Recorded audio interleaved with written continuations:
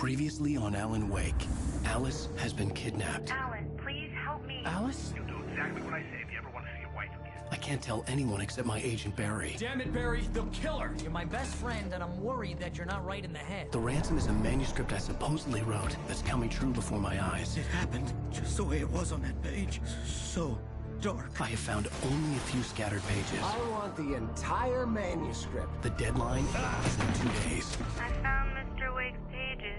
Good girl. How the hell did she get her hands on the manuscript anyway? I don't know. She's resourceful. I told you you were too hard on her. Listen, I found out all sorts of interesting stuff while I was digging around. Yeah. Mr. Wake, it's Sheriff Breaker.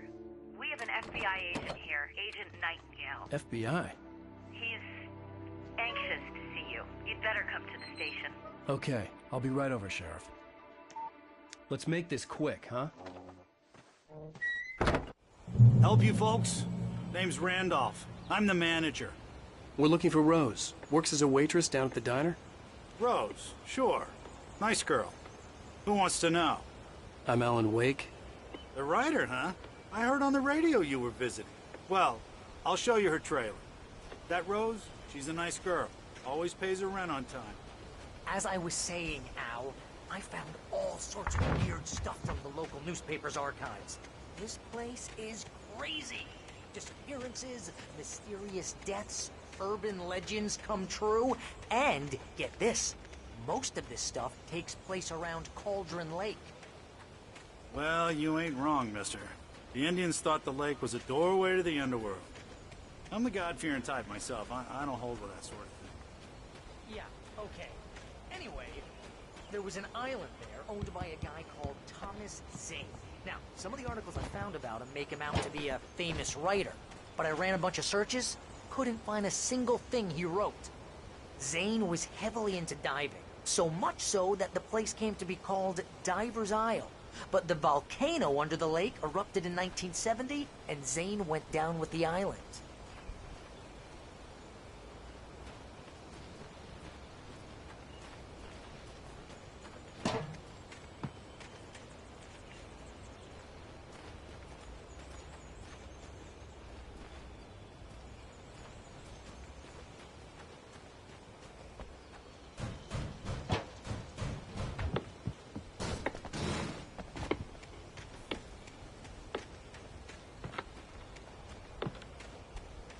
Come on, mister. I'll take you to Rose's trailer.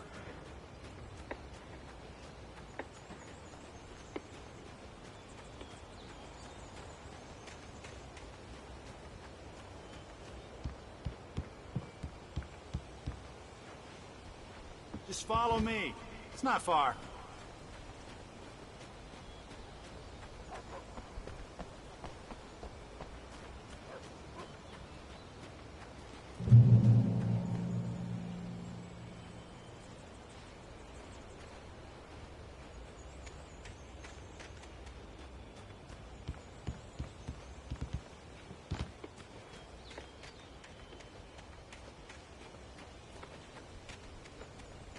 Listen, I got things to do. This place don't run itself.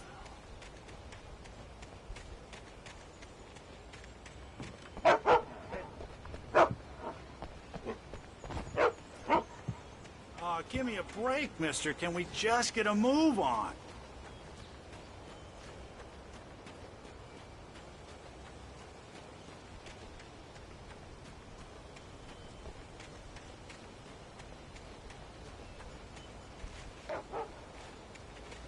Yeah, how about that?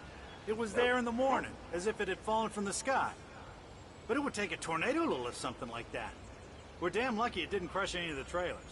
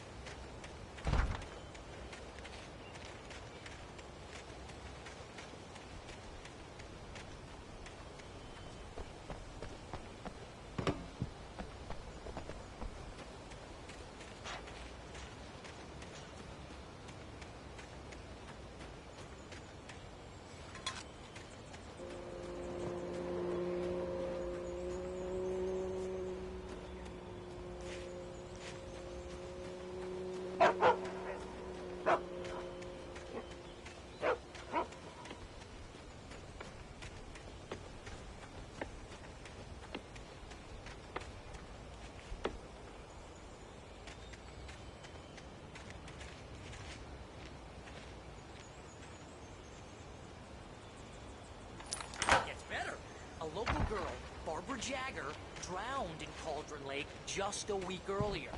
They were lovers. Sure, Jagger's a local spook story. The Scratching Hag comes for you in the dark. Childish stuff like that. Anyway, Al, I'm just getting to the best part.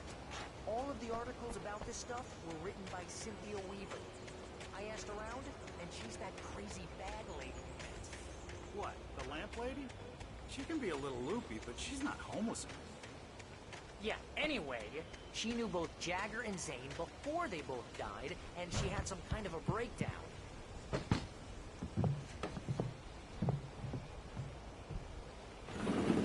Welcome to... Oh dear. Mr. Wake. I'm so glad you're here.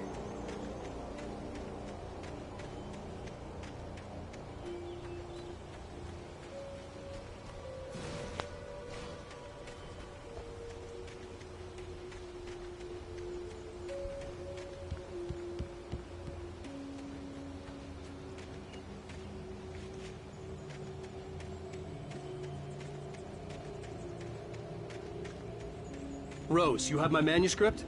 Oh. Oh, yes. Yes. Please, come in. Hey, this is really good. Rose, Yes, my manuscript. I really need it. I understand. I know what you need. A muse to inspire you. Oh, for Barry?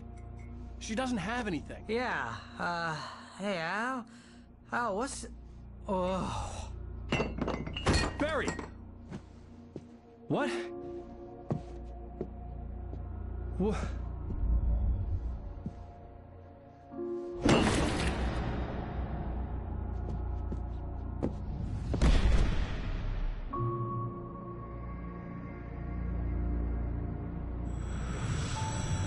It's coming for you, hiding in my barber's skin. I'm too weak to stop it. You must turn the lights on. I promised I'd come visit you and your lovely wife. You must finish what you started. I insist. You must turn the lights on. Turn the light on. Back to work, boy.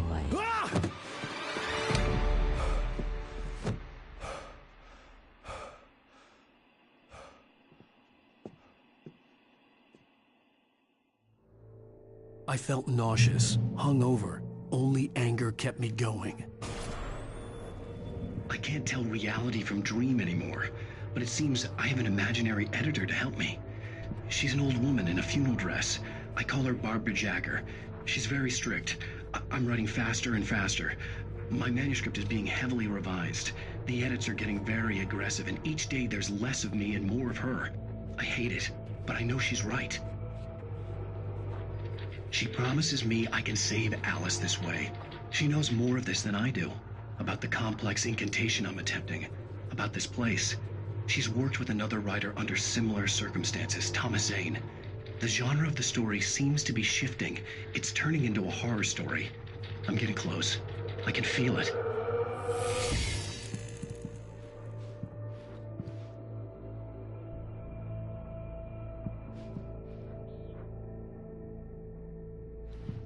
Rose took a day from me. I had less than 12 hours left to meet the kidnapper.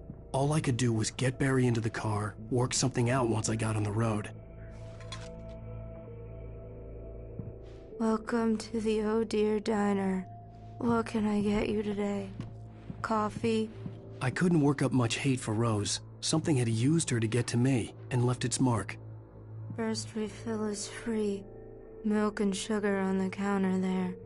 Would you like to hear today's specials? Thank you. Have a nice day. Come back soon. My gun and flashlight were gone. I'd have to find a way to get Barry into the car as quickly as possible.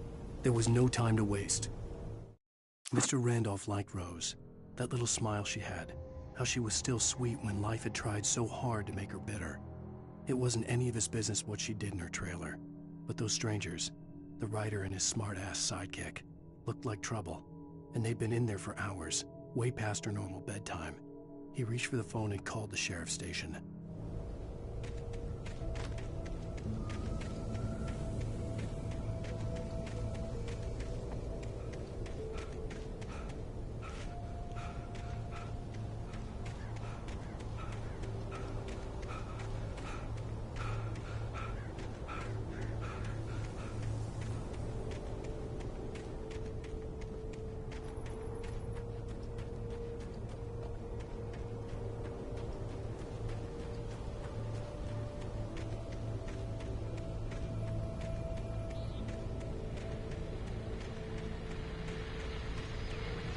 I just stepped outside to catch a breath of fresh air. Let me tell you, the weather's getting heavy. Nights like this make me especially glad I'm here talking to you and not home in bed. Once the weather takes a turn like this, I can't sleep at all. It's all tangled bed sheets and dark thoughts, punctuated by the occasional plunge into nightmare. Is it just me? Well, perhaps it is. But I hope I can make the night a little bit easier to get through. Caller, you're on KBF FM. Hey, Pat, it's Walt Snyder. What's on your mind, Walt? Well, I am the way you are, but, well, I can't sleep either, you know? I just been staring out the window here, trying to make sense of it all, but, I ain't been drinking either, you know? Well, you sound like a man with a problem, Walt. I had argument with Danny, and, then I got in trouble with the law, and, I'm just, well... I heard something like that, Walt. Yeah, well, Danny's my best friend, and, they let me on bail today, and now I'm just alone here at the window, waiting, man, and there's something in the air tonight, man. I was just outside looking up at the sky above our broadcast tower thinking the same thing. What are you waiting for, Walt? I don't know. Something's gonna happen. I think I better go. Well, Walt, maybe... No, thanks, Pat. Well, good luck to you, Walt. Hang in there. Let's take a little break, folks. This weather's really something else, huh? How can I be sure you will walk away? Why'd you love me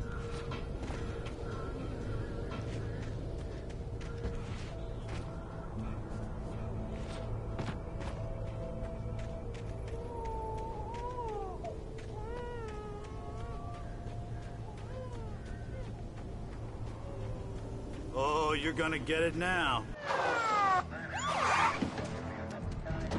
God knows what you've done to that poor girl. This is Agent Nightingale, FBI! Get him up, Hemingway! You're under arrest! You move a muscle, I'll unload right in your goddamn face! Stay right where you are, Spillane!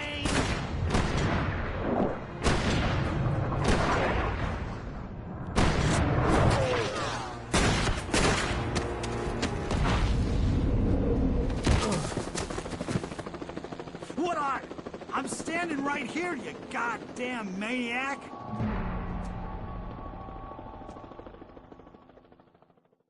I hated to leave Barry behind, but there was no way I'd miss my appointment with the kidnapper. Give it up, Mr. Wake! Come on!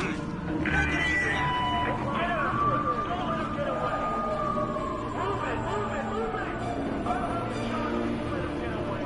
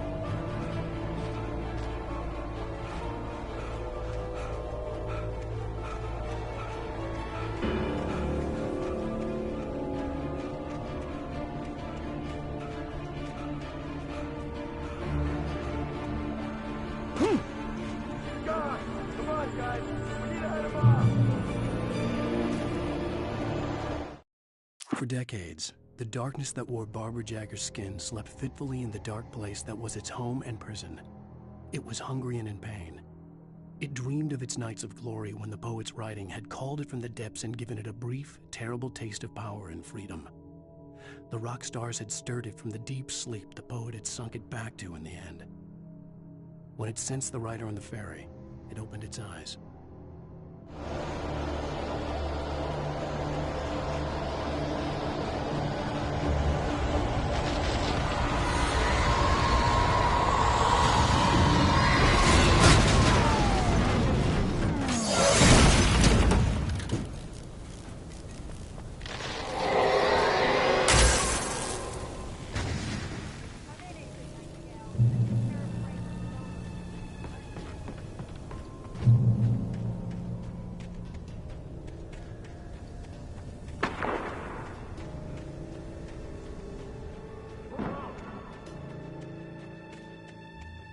Search the area.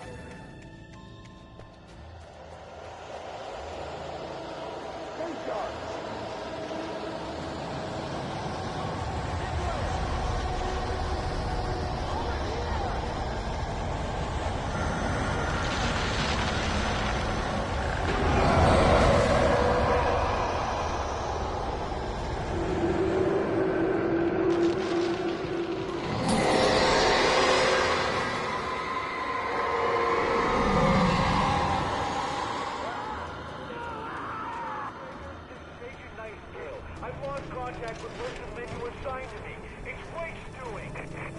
This horror was everywhere I went, circling me.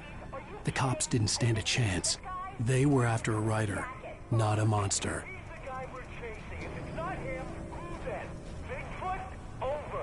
I don't know yet, but I'm not in the habit of jumping to conclusions. That tends to come back and bite you in the ass. Out.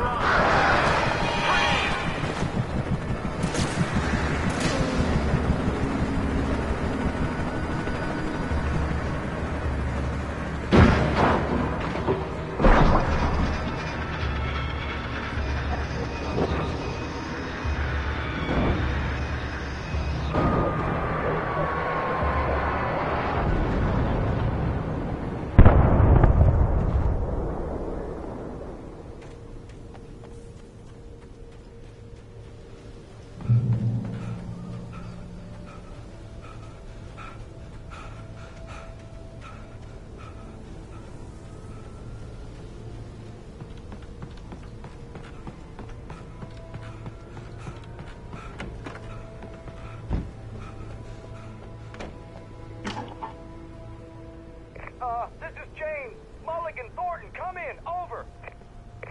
Thornton here. James, we got both Wheeler and Rose in custody. They didn't put up a fight or anything.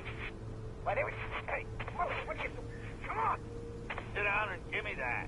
James, Mulligan here. Over. Go ahead, Mulligan. Over. We got Wheeler and Rose here. Wheeler's drunk or hopped up on something. Speaking of which, that Fed had a pretty distinctive whiff of Otis Scotch about him, you know what I mean. Over. I don't have anything on that, Deputy Mulligan. Over. Well, whatever. Anyway, Rose is just being plain weird here. You better get Doc in to take a look at both. Over. Gotcha. You better get them here quickly. The Fed's gonna want to interview Wheeler. Over. Oh, yeah, I'll bet he does. Looks like they have a lot in common. Mulligan out.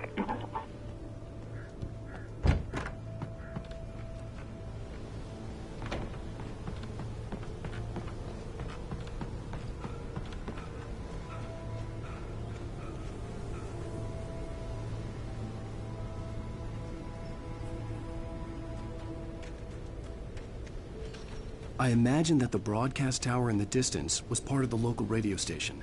Maine seemed like a decent guy. Perhaps he could give me directions to the coal mine.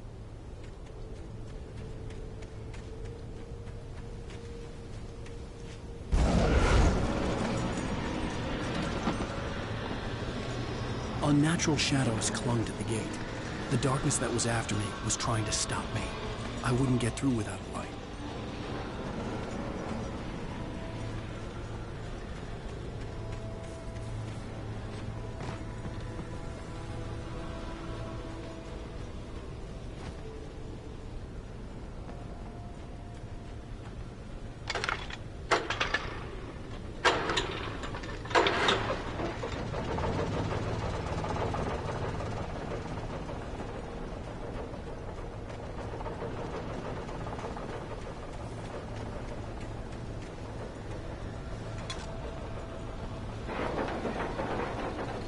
The old generator conked out.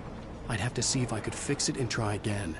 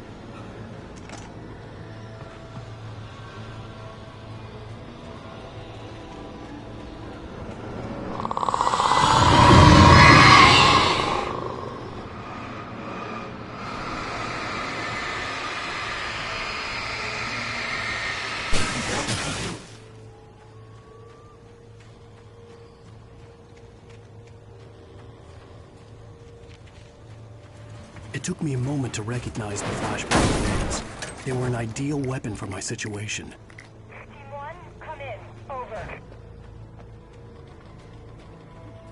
Team 1, this is Sheriff Breaker. Report. Over. Team 2, come in. I need a report. Over. Come on, guys. Talk to me. Come in, please. Over.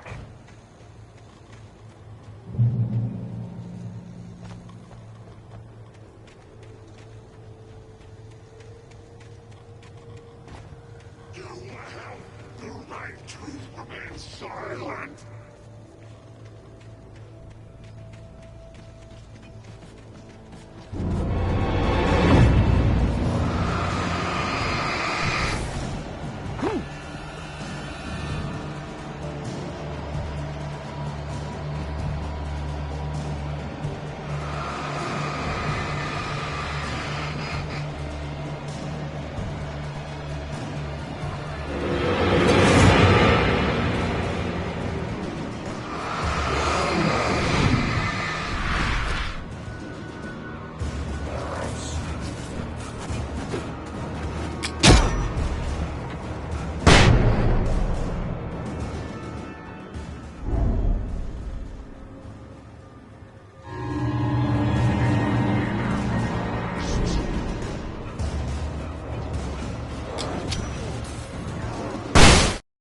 Touched by the dark presence, Rose was lost in a dreamland where everything was drawn in black and gray crayons. The old lady had promised her that all her wishes would come true. She would be Alan Wake's muse. She was smiling so hard it hurt her face. She crushed a bottle full of sleeping pills into the coffee. Deep down inside, she was screaming in terror.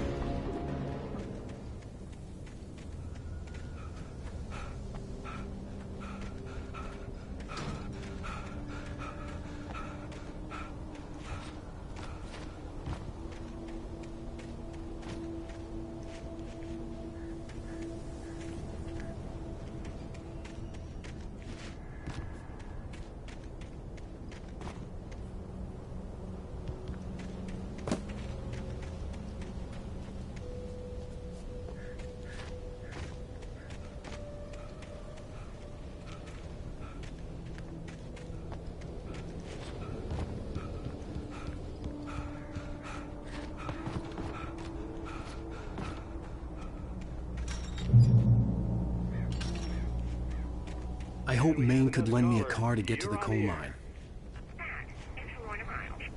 Oh, why, hello, Lorna. What do you have for us? Well, I just don't see why the cops bothered with the trailer park. What do you mean?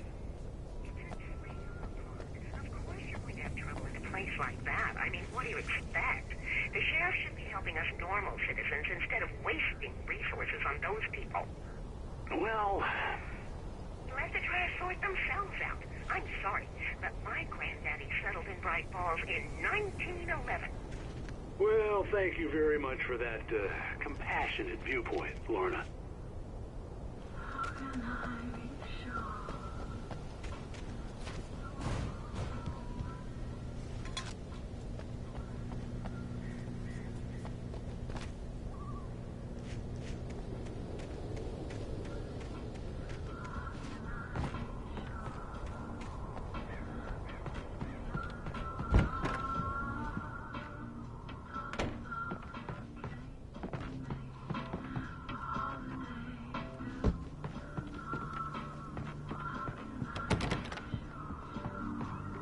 Oh, here's a little surprise. The famous writer Alan Wake just walked in, folks. I'm gonna see if I can talk him into an interview. Come on in, Mr. Oh, I'm so glad you could find the time to do this, Mr. Wake. Nowhere to run now, Dan Brown. You back away from me. Don't hurt her. Whoa, whoa, whoa. Everyone calm down. Put the gun down. We're all friends here, right? Cool your jets, Nightingale. We got him. Judas Priest! What the hell's the matter with you? There's a civilian in there.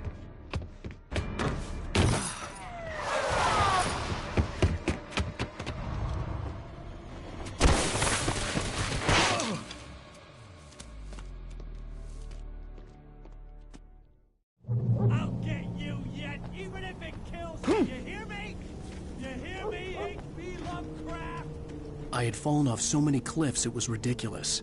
That's what you get for naming a book The Sudden Stop. It was probably good I hadn't had the chance to tell Maine where I was going.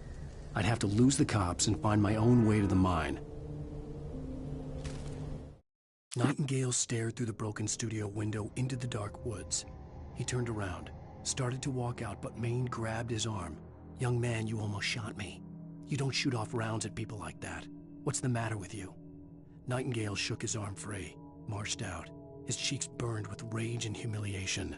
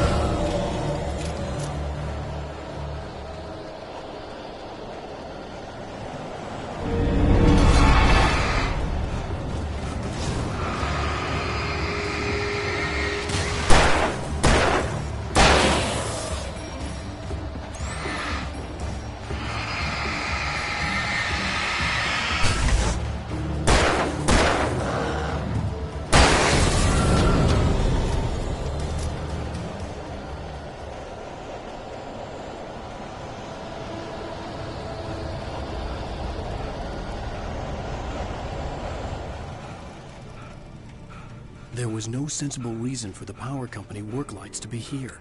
It was almost as if they'd been left for someone like me to use.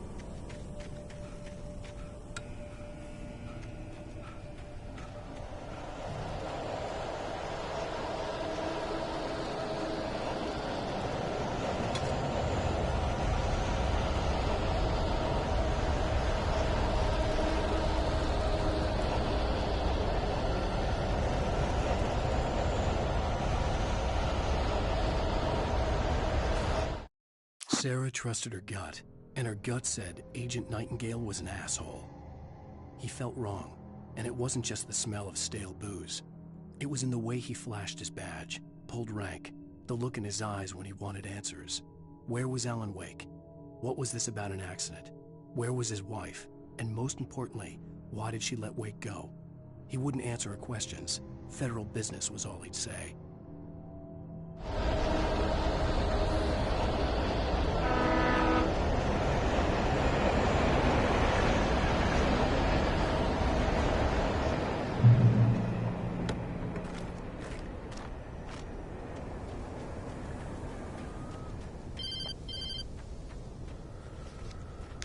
Hello? The most stubborn man I've ever met. Alice? Alice? Alan. Alan. I'm so afraid. He keeps me in the dark. Please help me. I look at you, Alan, and it's not you. Something else. Looking out from behind your eyes. Alice, I'm here. I'm so alone here. It's all gonna go to hell. You need to be careful. Cooperate. The connection had been terrible, but that wasn't the only thing that hadn't been right with the call. She sounded wrong somehow, but she had called me.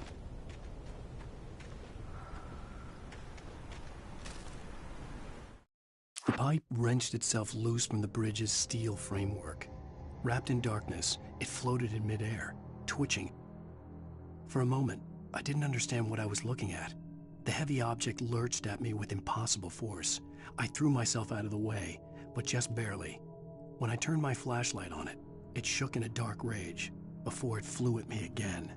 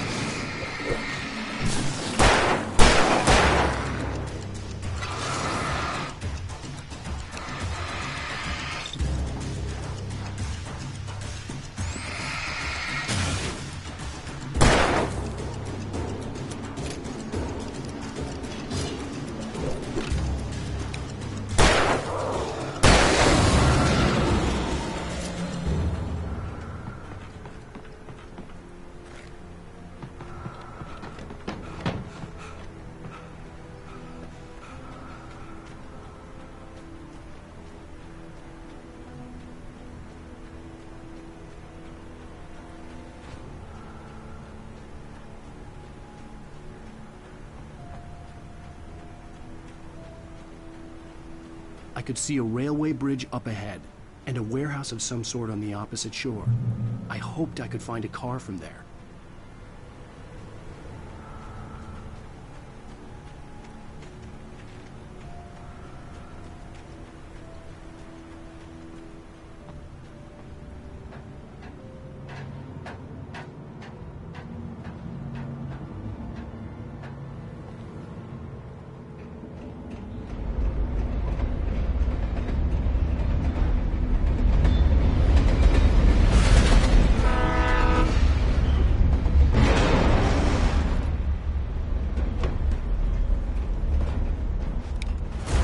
That was pursuing me was growing stronger, and it was taking over everything in its path.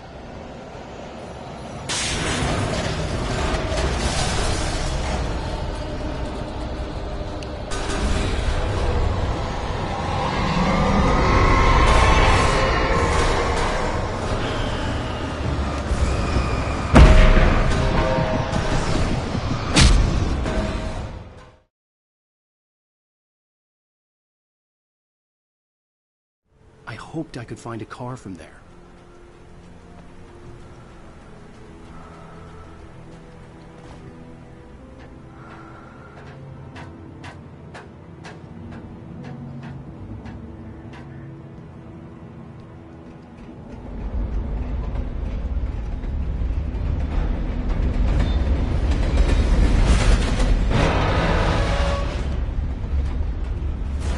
That was pursuing me was growing stronger, and it was taking over everything in its path.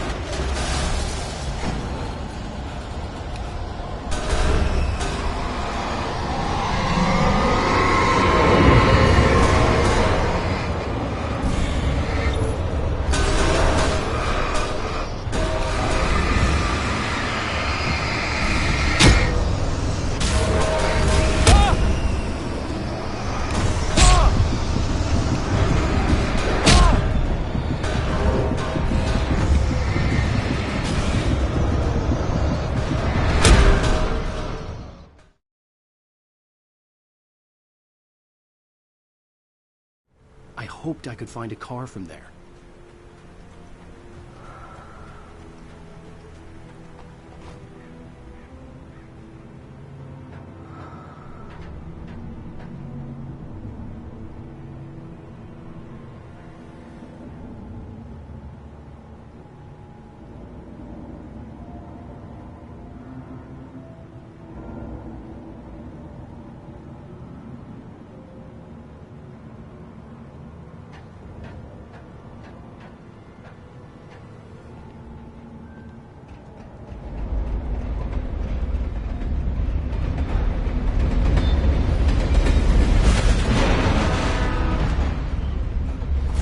darkness that was pursuing me was growing stronger, and it was taking over everything in its path.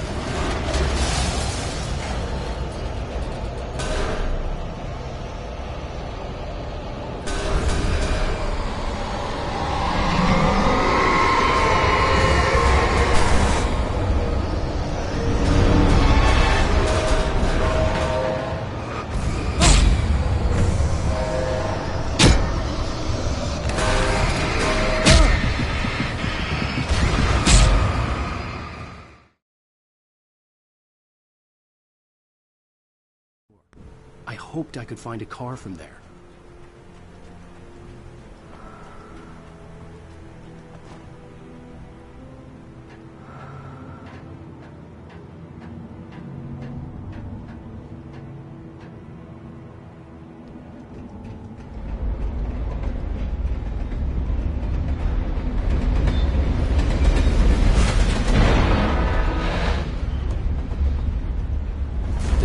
That was pursuing me was growing stronger, and it was taking over everything in its path.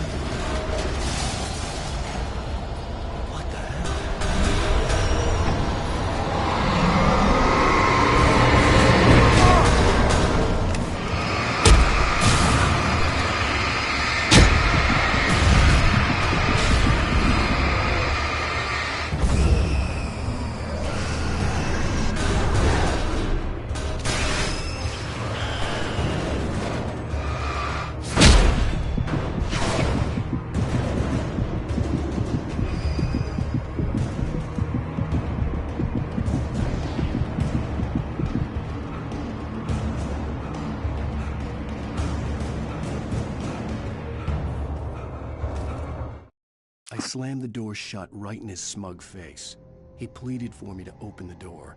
True to form, the asshole actually thought I would obey. I had no sympathy left, no guilt either, not for him. I took a moment to savor the scream. I bet I had a smile on my face. It was all that I had time for. The dark presence was inside the lodge with me. As a teenager, just starting to get interested in writing, Stephen King had been a source of inspiration to me. I thought about all the inanimate objects that had come to life in his books. No one is safe in a good horror story. Certainly not the protagonist. That's what makes them fun. This was anything but. The darkness could possess anything, and it was getting closer.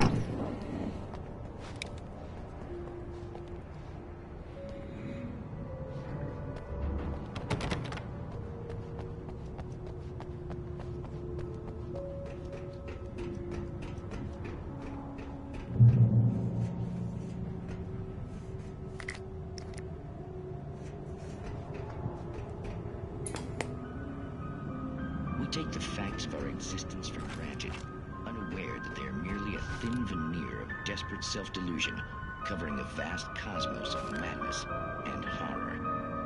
All too often, the stars are right. In Night Springs. Tonight's episode, a family occasion. Journalist Alvin Derlis' trip to study the local customs of an insular community in Night Springs has been less than successful. Until tonight. Well, I'm glad you changed your minds about this. Ancient customs, local mythology. My editor loves this kind of stuff. Well, Mr. Derlith, we don't want to feel like we're on exhibition. But you have demonstrated the seriousness of your intent. Oh, I am serious. Really, just do your thing. I'll stay out of your way and observe. Actually, I thought you could assist us. I'm afraid we are a man short. It would provide you with an intimate perspective. Could I really? Of course, Mr. Derlith. Well, I guess that's the least I... What would I have to do? Oh, here. Let me show you with a kiss.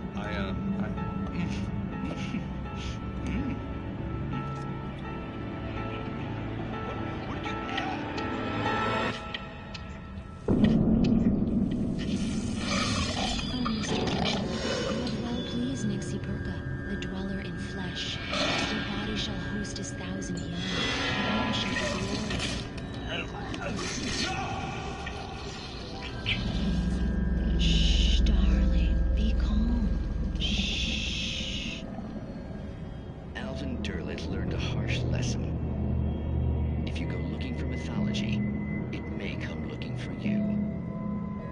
And such quests always bear fruit. Night Springs.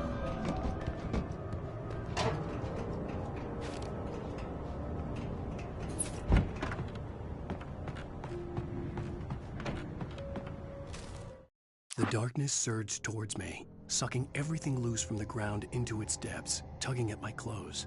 I saw the flare the kidnapper had dropped and threw myself towards it just as I felt my feet leave the ground. The darkness embraced me with the force of a tornado. Somehow I managed to light the flare. The darkness roared and cast me away. I fell toward the dark waters of the lake far below.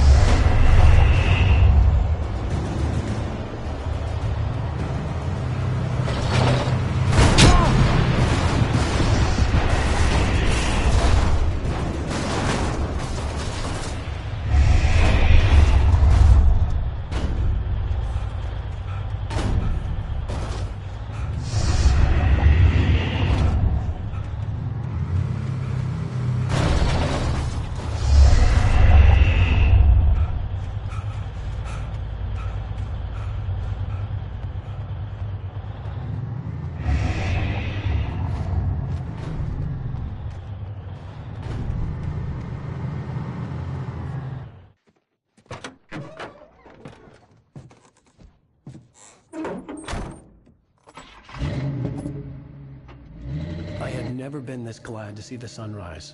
I had a couple of hours to get to the coal mine.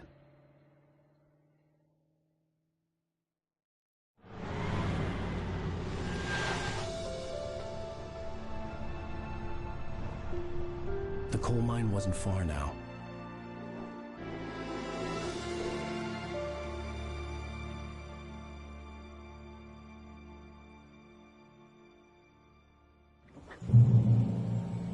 Today, I would meet the kidnapper, and he would give me Alice. I wouldn't give him any other choice. A drowning man will clutch at a straw.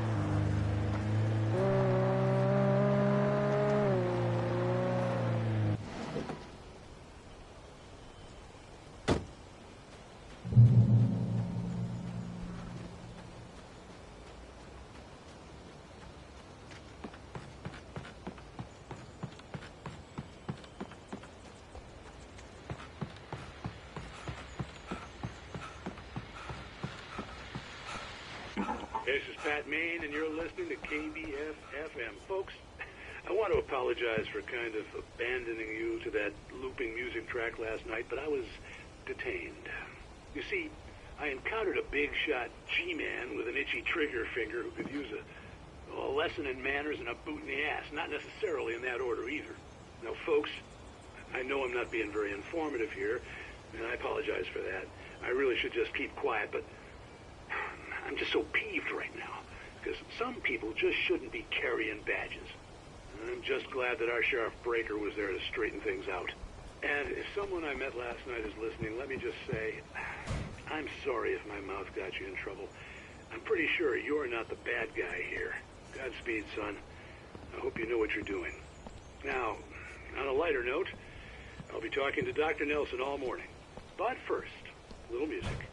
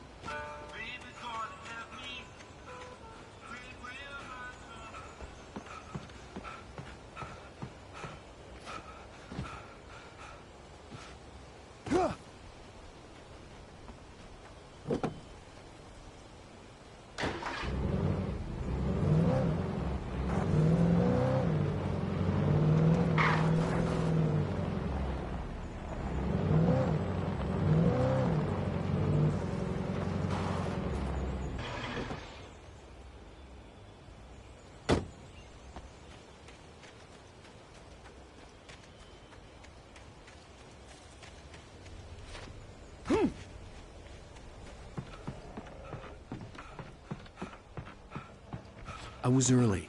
I was supposed to meet the kidnapper at noon in the main building. The coal mine was quiet. It was a museum now.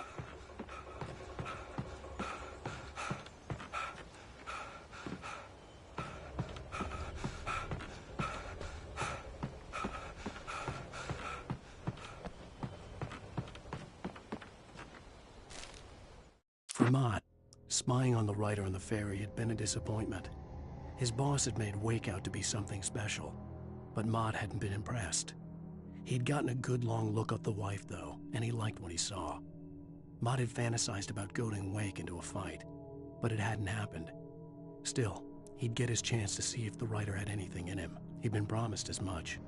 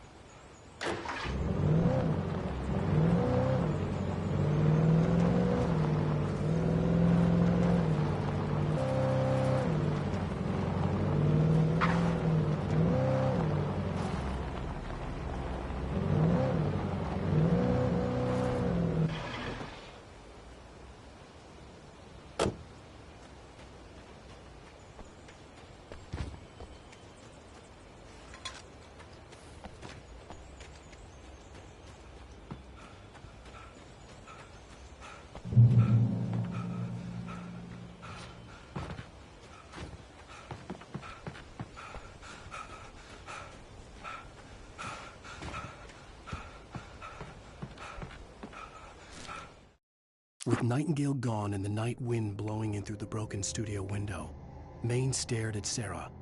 The sheriff looked away. Maine's voice shook with barely controlled anger. That boy's doing more drinking than thinking.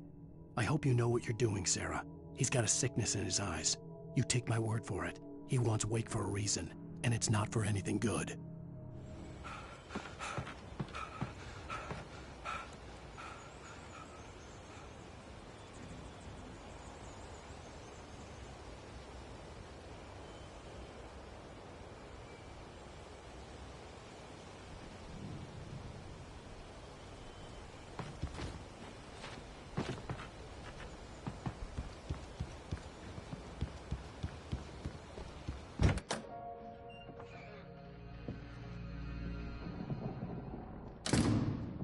I didn't want to go outside.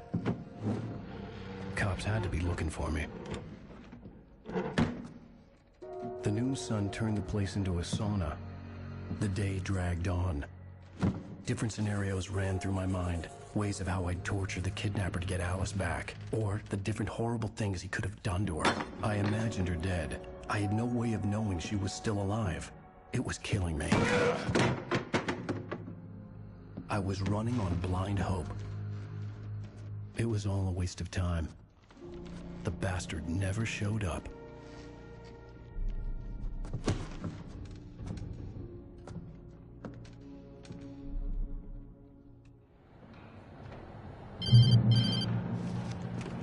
Wake!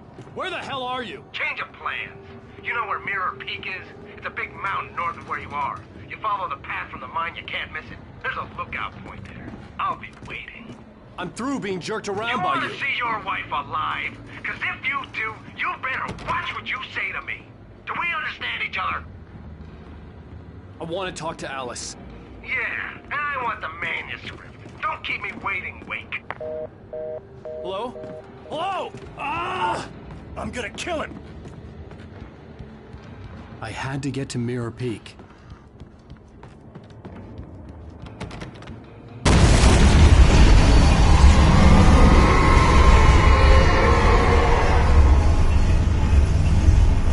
It was close. Maybe closer than ever before.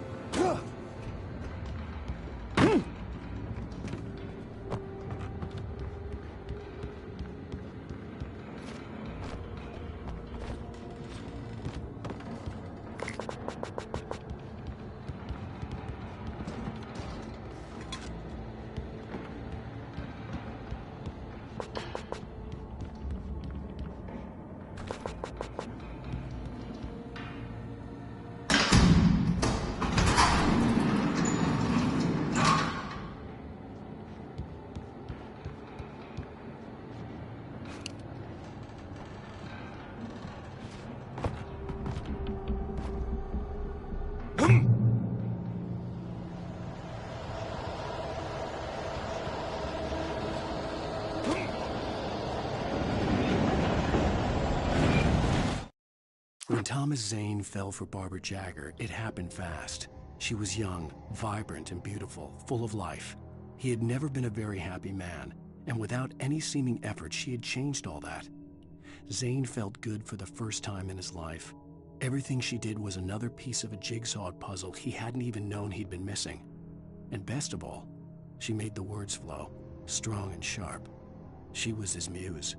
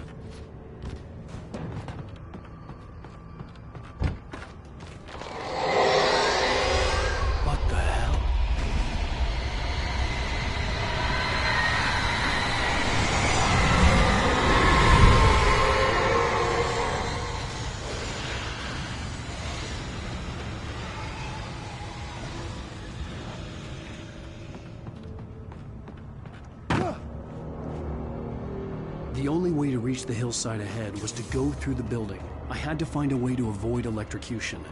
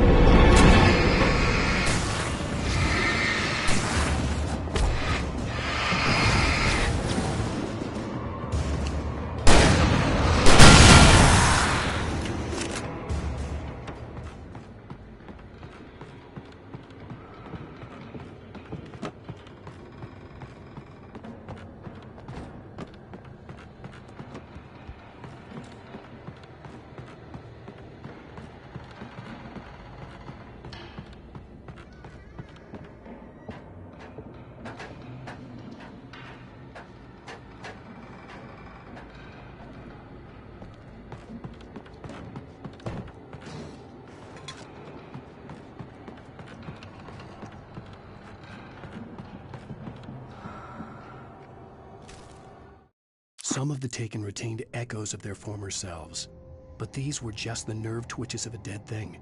Nothing remained but a shell covered and filled with darkness. In most cases, these puppets were enough for the purposes of the Dark Presence. But for anything more elaborate, as with the writer, it was different. It needed his mind. And so rather than taking him over completely, it merely touched him.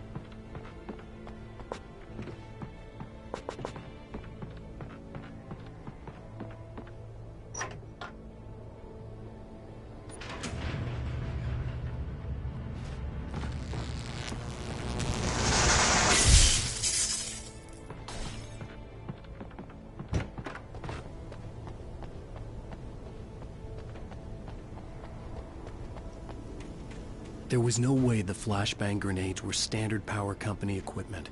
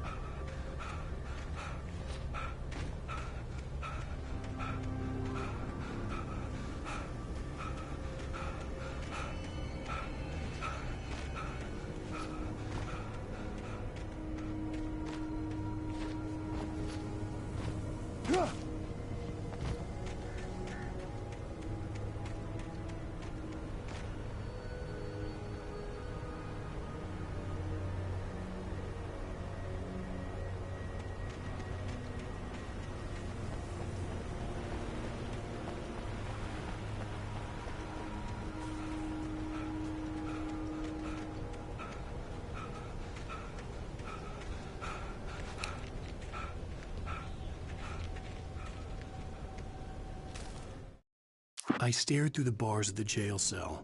Barry stood behind me, swaying on his feet, looking as ill as I felt. Agent Nightingale stood on the other side of the bars with Sheriff Breaker. Nightingale had a stack of manuscript pages in his hand. He seemed unhinged as he gloated. "Well, I've got you now, Raymond Chandler. It's all here. All the evidence, including conspiracy to murder a federal agent."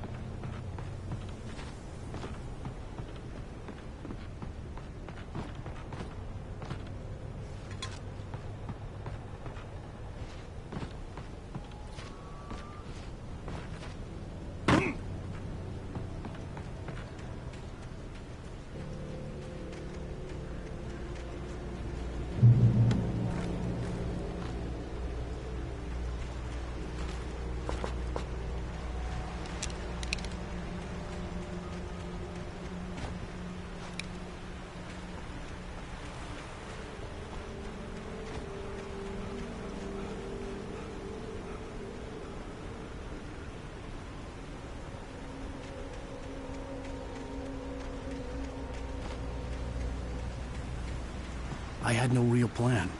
I was going to give the kidnapper all the manuscript pages I had for Alice. If that wasn't enough, I'd hold him at gunpoint and make him talk.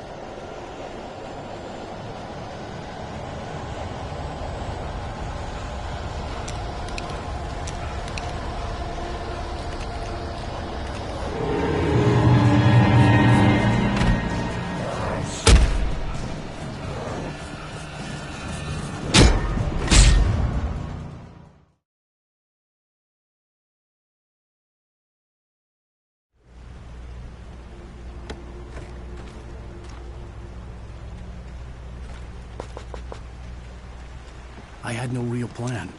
I was going to give the kidnapper all the manuscript pages I had for Alice. If that wasn't enough, I'd hold him at gunpoint and make him talk.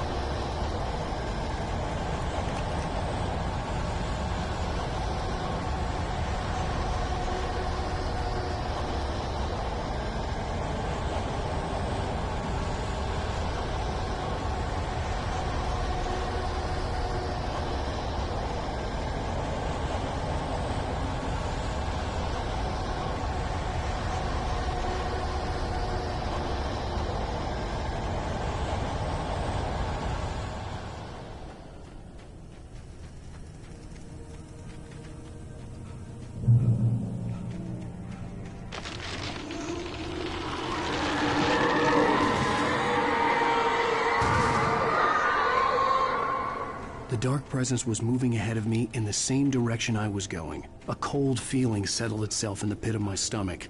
Was it going for Alice?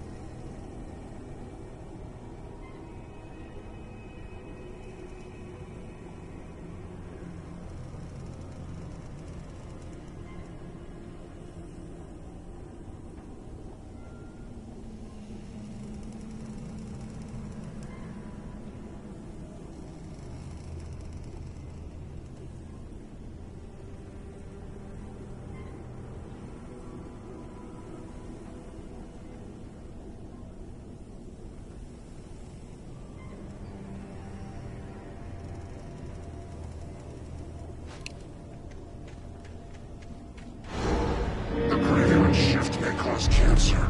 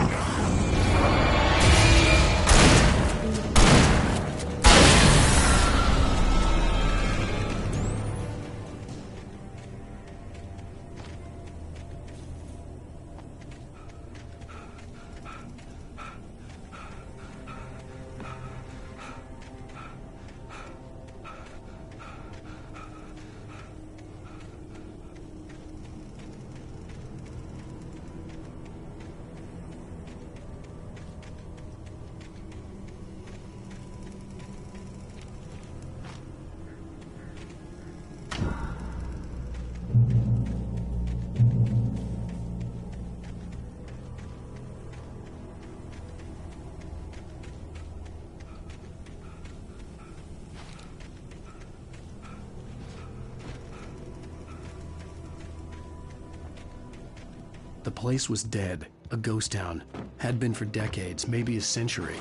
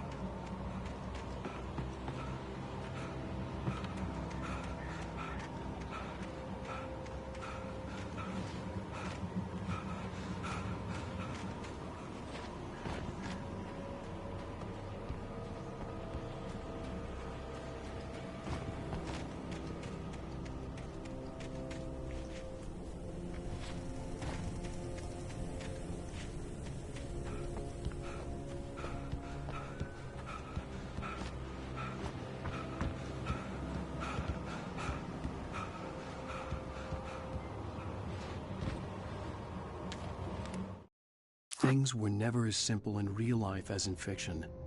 I had lost count of the times I had wished there'd be a clear reason for my writer's block. Something to fight, something to lash out on. There wasn't. I was filled with doubt. I was nothing like the hero in my books. Alex Casey had gone through his life with single-minded determination, never wavering from his goal. Even now, I was angry at myself, angry at Alice, angry at Barry. I was fumbling and I had no plan.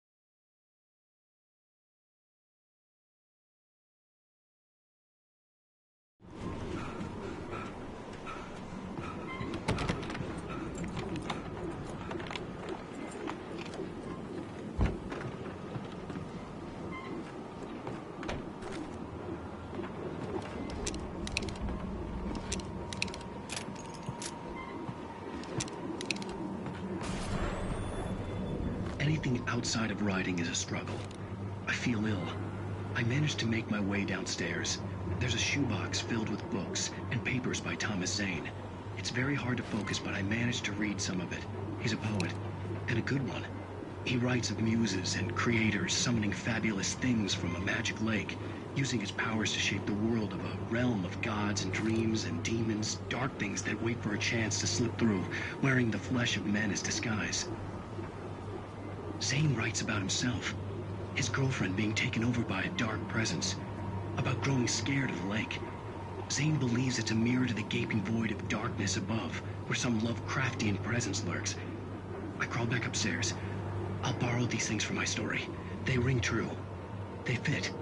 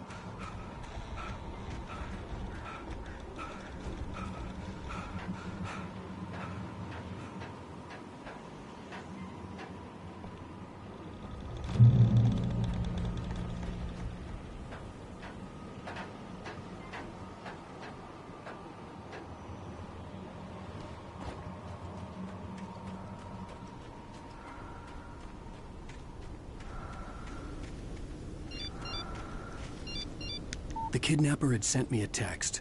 The message was full of spelling errors and insults. It was telling me to hurry up.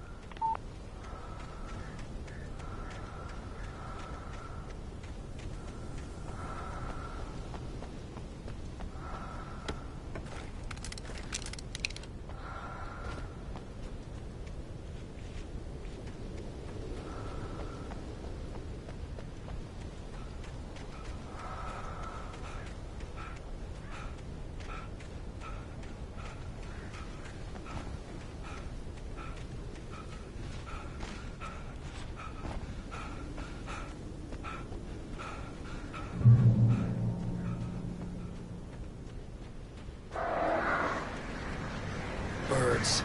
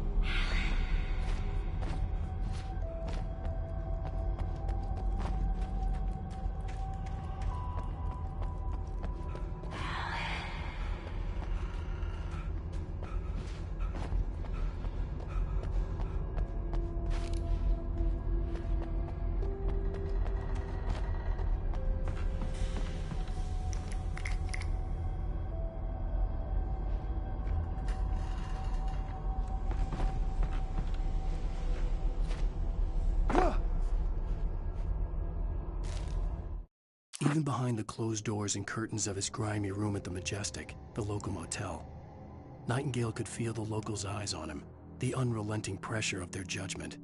He forced it out of his mind. For all he knew, they could all be under Wake's spell already. You do what you have to do to get the job done. He took comfort from the bottle in his hand. Please, he thought, just let me get through this.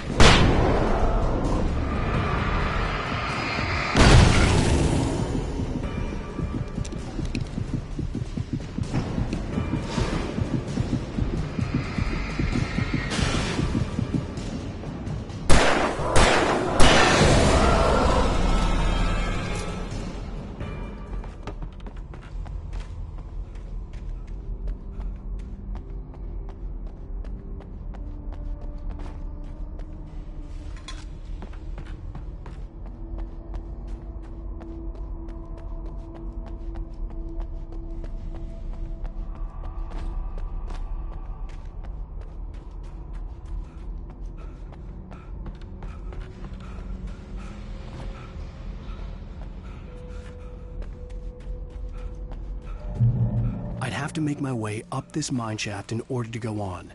Maybe the machinery could help me with that.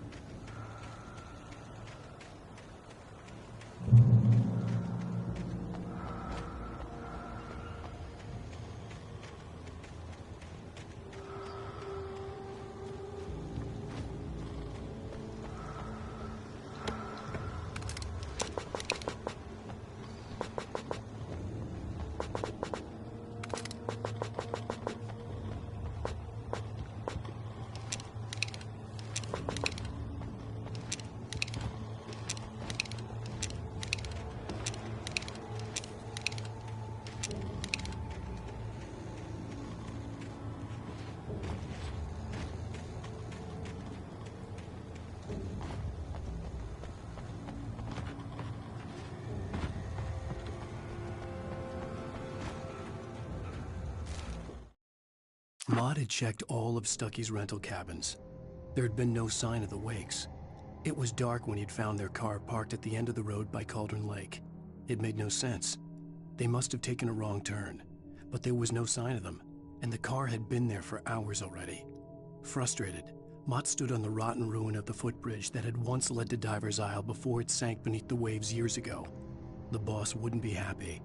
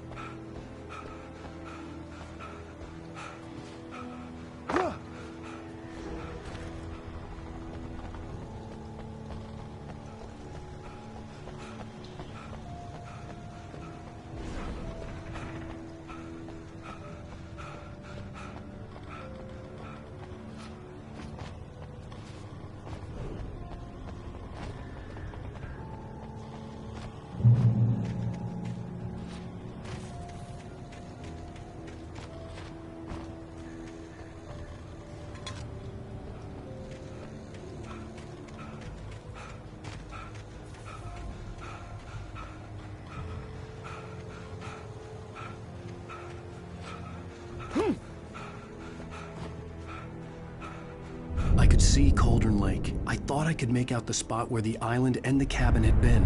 There was a light near it. It had to be a boat.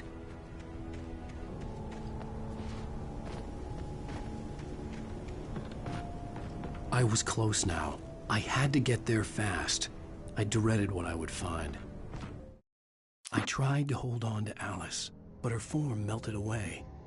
I was losing control. Dr. Hartman stood in her place. I wanted to hit him, but my arms were jelly. He smiled. It was a reassuring smile, and I hated him for it. I had to give you a sedative. Don't fight it. You went through another rough period. Right now, it's very important that you stay calm. We don't want you to have another episode. You're a patient at my clinic. Have been for a while now.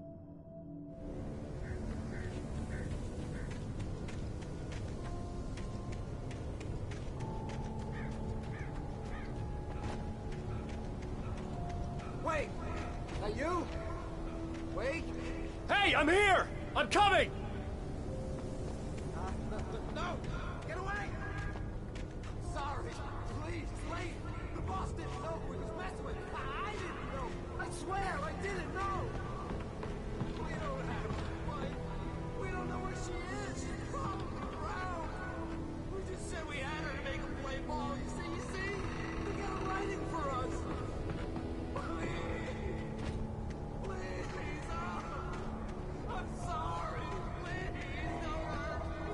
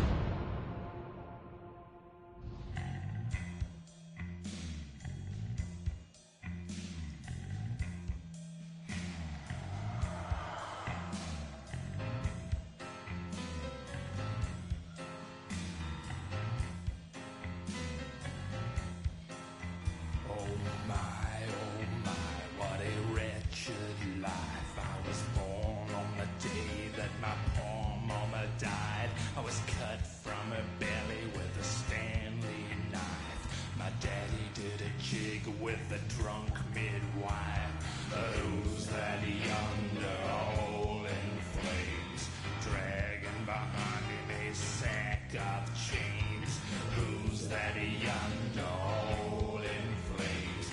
Well, up jumped the devil and he staked his claim.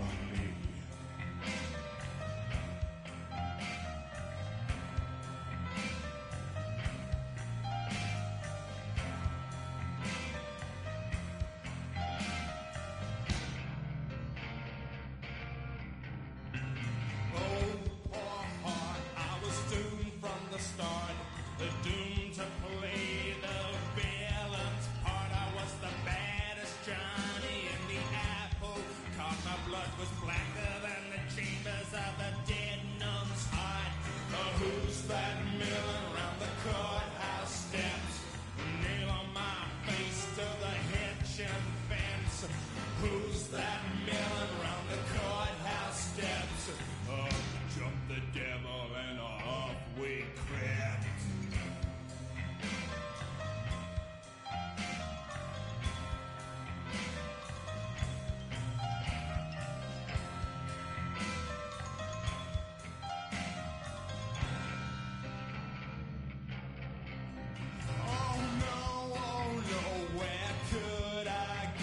Previously on Alan Wake.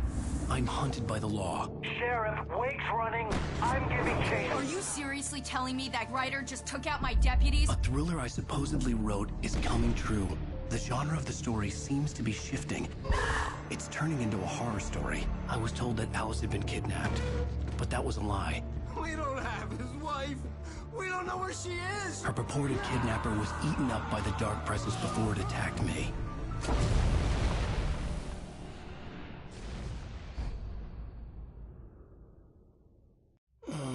Alan, shh, baby. It was just a nightmare. Alice. There you go, Alan. Hartman, I fell. I had to give you a sedative. Don't fight it. You went through another rough period. What? Right now, it's very important that you stay calm. We don't want you to have another episode. You're a patient at my clinic. Have been for a while now. The shock of your wife's death triggered a mental illness. No, you're lying. You're suffering from various symptoms of undifferentiated schizophrenia. Bastard. It's okay, Alan. Just let go.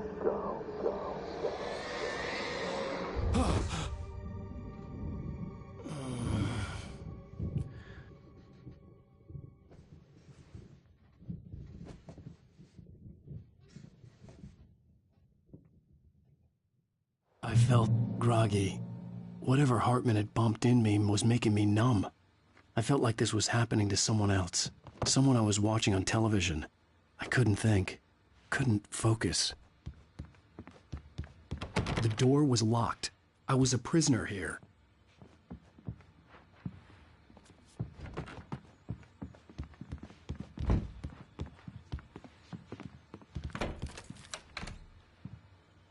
Good evening, Alan. Are we feeling better now? Feeling calm?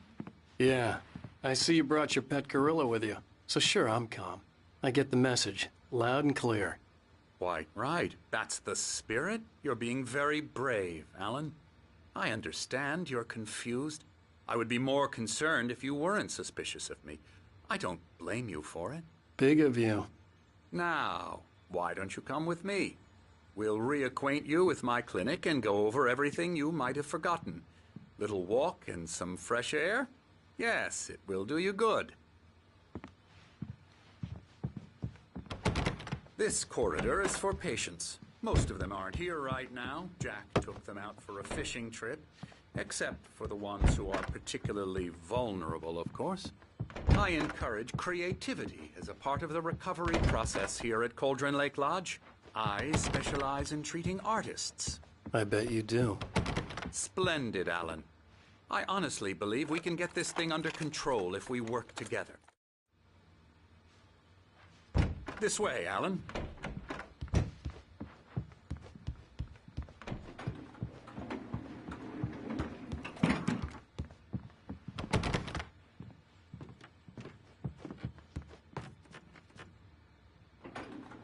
Now, Alan, from past experience with you, I know I need to get right into the heart of the matter as quickly as I can after an episode. So I'm just going to say this. Alice is dead. No. You're in a very vulnerable state until you understand and accept this. Alice drowned, and you couldn't face that. You're suffering from hallucinations, paranoid delusions, unusual thinking, an obsession about light and darkness, a feeling that everything revolves around you, your thoughts and dreams. Your mind has constructed an elaborate fantasy scenario in which your writings are affecting reality. She has been kidnapped and supernatural forces of darkness are trying to stop you.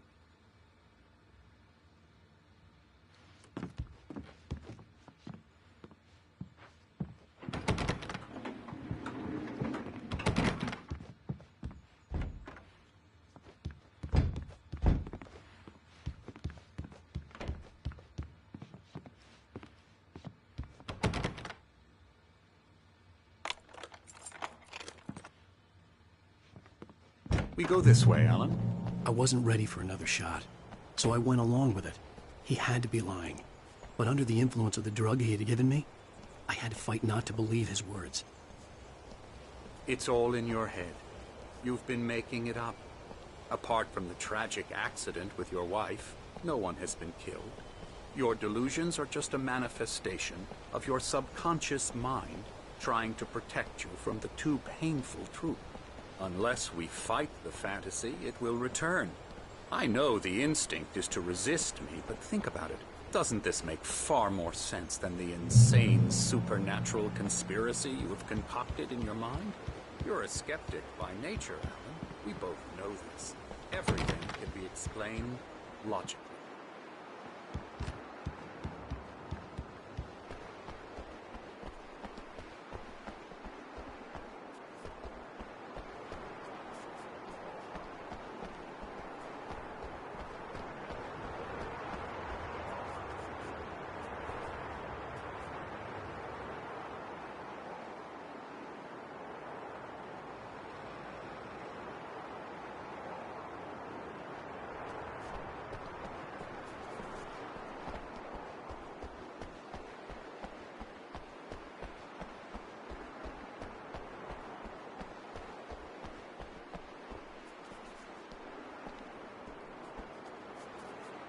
I never get tired of this view. Very inspiring, isn't it? Cauldron Lake spread below us. I could see Mirror Peak on the other side of the lake. I thought I could make out the spot where Diver's Isle had been when I arrived with Alice. Now there was nothing but waves. It seems there's a storm coming. Funny, I don't recall there being a mention of that in the weather forecast. Well, no matter. This way. Follow me. Alan, what I'm telling you is good news. Right now we're in control. Every time you have a relapse, it gets more and more difficult to resurface from the dark depths of your imagination. Not surprising, considering your profession. Imagination is what you work with. After all your nightmares, this should come as an immense relief to you. If it doesn't, why is that? Because I'm lying? Or because you don't want to admit that you're not well? It's very natural for you to think of me as your enemy. It's part of the illness. I let him talk. Hartman obviously loved his own voice. His words echoed madly inside my head. I dug my nails into the palms of my hands to stay focused. You need to work with me. Once you accept that, we can begin the journey towards your recovery. Come along. Let's go inside. Here's the entrance to the office wing. That's for staff only. You were impressed by my trophies when you first arrived here. I do love to hunt. The great outdoors, man versus nature. It's wonderful stuff. Pretty damn wonderful, yeah.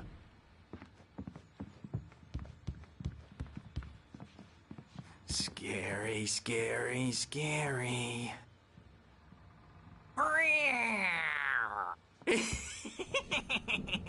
Emerson.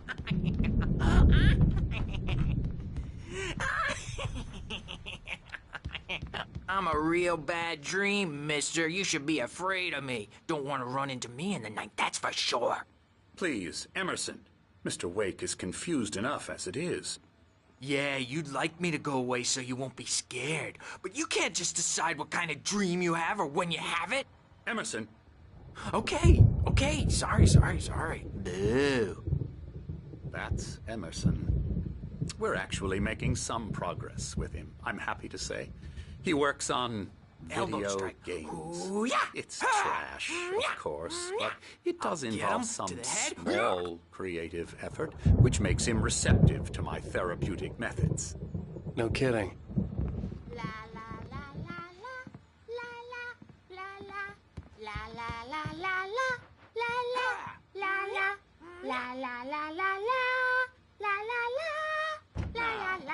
You might have noticed the typewriter in your room. You've been writing as a part of the therapy. As soon as you feel up to it, you should continue.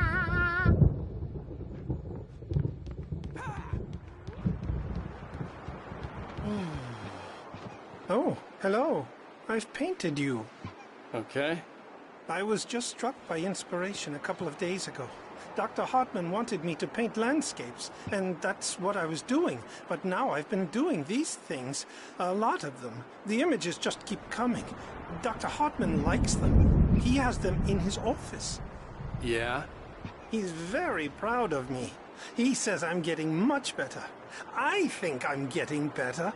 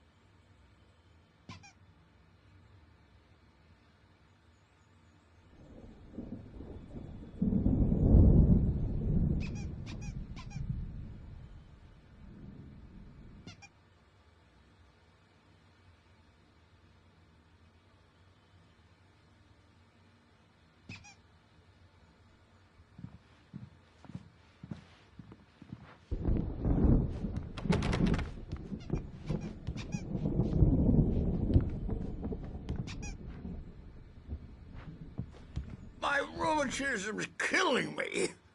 There's a storm coming. Oh, what a storm. I hope it wipes this place off the face of the earth. And these two are the Anderson brothers, Odin and Thor. They had how should I put this? A heavy metal band in the 70s and 80s called Old Gods of Asgard. They even adopted new first names to complete the image of Viking gods. After the band broke up, they lived on a farm nearby. They are, well, in advanced stages of dementia. They're well cared for, TLC and all that. There's nothing more that can be done. I'm afraid that the rock and roll lifestyle has left its mark. Oh, that won't do. I'm so sorry to cut this short for now, Alan. The power has been acting up. I'd better go check on it. We'll continue this soon. Meanwhile, when you feel up to it, return to your room and try to write. It really is for the best. Don't you think? I'd like to bash his head in with a hammer. Oh, he'd love to fish out our secrets, but he has no clue. He's not crazy enough. Not crazy like us, Sonny. Yeah! Being crazy's a requirement, Sonny. Who else could understand the world when it's like this? It takes crazy to know crazy. That's the sanest thing I've heard in a while. Zane! You're all right, Tom. Hey, we like him, don't we, bro? He's got to go to the farm. The Anderson farm. Valhalla! We wrote it all down, lest we forget. A crash course. All you need to know to get your head right. You need to find the message. Here, Sonny, here's something for you. Gave me a rash, but I kept it safe from these bastards. Zane could feel the poems, taking form, shaping things. As he experimented, he imagined he could almost feel the power surging through the keys of the typewriter. It exhilarated him. But there was fear, too. If not for his young assistant Emil, he would have given it up. But Emil convinced him otherwise. He, too, had a way with words. My head was clearing up, or according to Hartman, I was sinking back into the fantasy. I was convinced he was lying to me about everything. Crazy or not, the Andersons made more sense. Tom, you got any booze on you? Yeah, no. Sorry, we have guys. a stash of the special stuff at the farm. Our own formula. Local ingredients. Medicine. Clears your head right up. Makes you remember like moonbeams on the brain. Oh, I just noticed. Leather patches on the elbows? That's not very rock and roll. Tom just lost is all. Baba Yaga got to him too, the damn witch. She used us all. Taken from all of us. Took my thunder, the witch. And my ravens. What were they? Memory and thought. The hag. She took something from you too, didn't she? That's what she does. We're better off. This place, the lake, it gives you power. If you're a creator, an artist, a god. Nightmare shifted in their sleep in the darkness of the lake. Yeah, that's the one. She makes sure it comes out twisted and raw. Just ask the lamp lady. She knows what happened to that other writer. She's been using you, boy. And you let her. You went and opened the door for her, didn't you? Now, it was already open a crack. And whose fault is that? We're morally corrupt, disease-ridden, old and stupid. Doesn't mean he had to open it all the way, goddammit.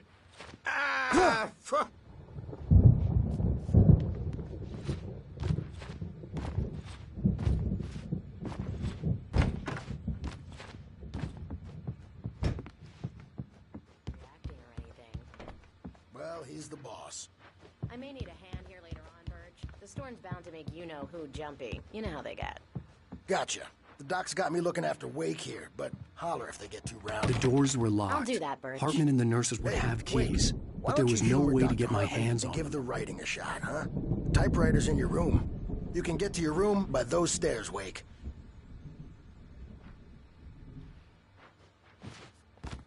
So they can say they made a contribution, and then we end up with mullets in there because they think mullets are funny, but it wasn't supposed to be about mullets, and now it's about mullets. And when it's in slow motion, they call it mullet time because the numbers came back from marketing that mullet time is the hook we needed to go big in the target demographic. And they're not even kidding. They say it all like serial killers with straight faces and smiles. My nightmare is the writers who want to make everything from the characters to the toasters talk all the time and express their feelings. Hartman wanted me to write. I knew I couldn't, but I figured I should just play along for now. It was the only thing I could do with Nurse Birch watching me like a hawk. And everyone should just shut up. Shut up. Shut up. But I don't see nightmares anymore because I'm too scary.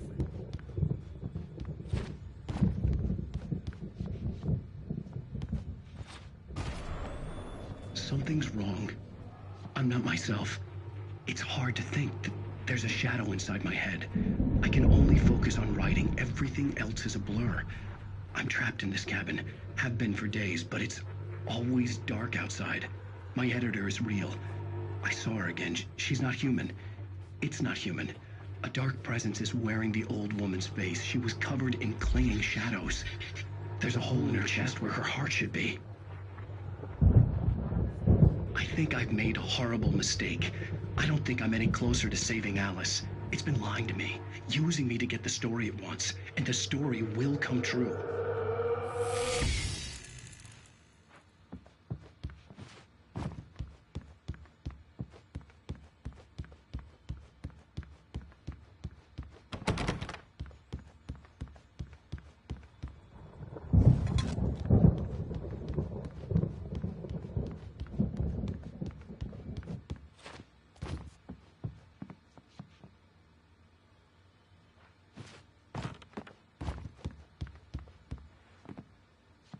Hartman had mentioned that the power had been acting up. Maybe that was the reason for the generator and the work light on the balcony.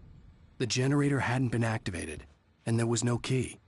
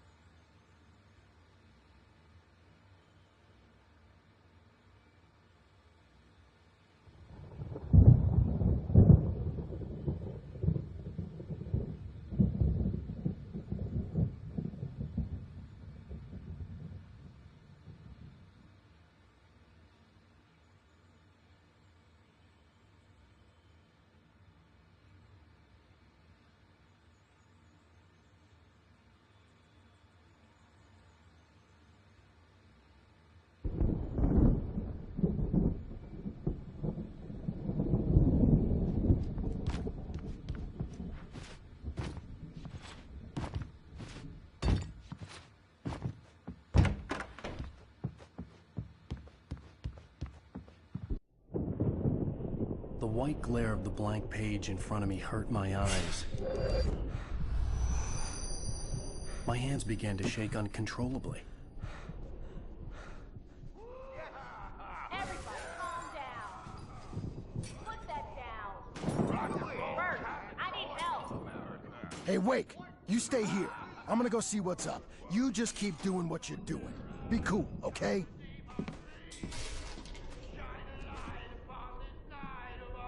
I didn't know what the chaos was all about, but it could be my only chance of getting out of here. Where the hell did he get a damn thing?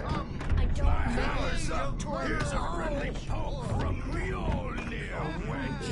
Oh, afraid of the crazy brothers, are ya? Not so weak now, are we? Well, things are unraveling fast, aren't they? Ha ha! Nah! Hartman kept talking, giving Barry the grand tour, clearly proud of the place. He went on and on about his hunting trophies, and Barry was impressed. But he was here on business. He raised his voice, cut through the monologue. Hey, Hartman, where's Al? Hartman stopped in mid-sentence, annoyed at the interruption. He nodded at the hulking orderly standing nearby. The man smiled and clapped a practiced hand on Barry's shoulder.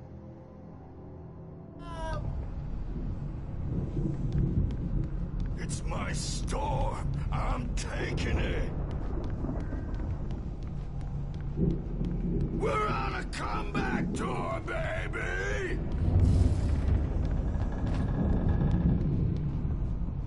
Sinclair looked bad. That wasn't a love tap. The crazy old fart hit her hard. And if she was one of Hartman's goons, she had it coming. I could get the key to the office wing from Sinclair. The backstage is all yours, Tom. Seize your destiny. I had to get to Hartman's office. He had taken all my manuscript pages.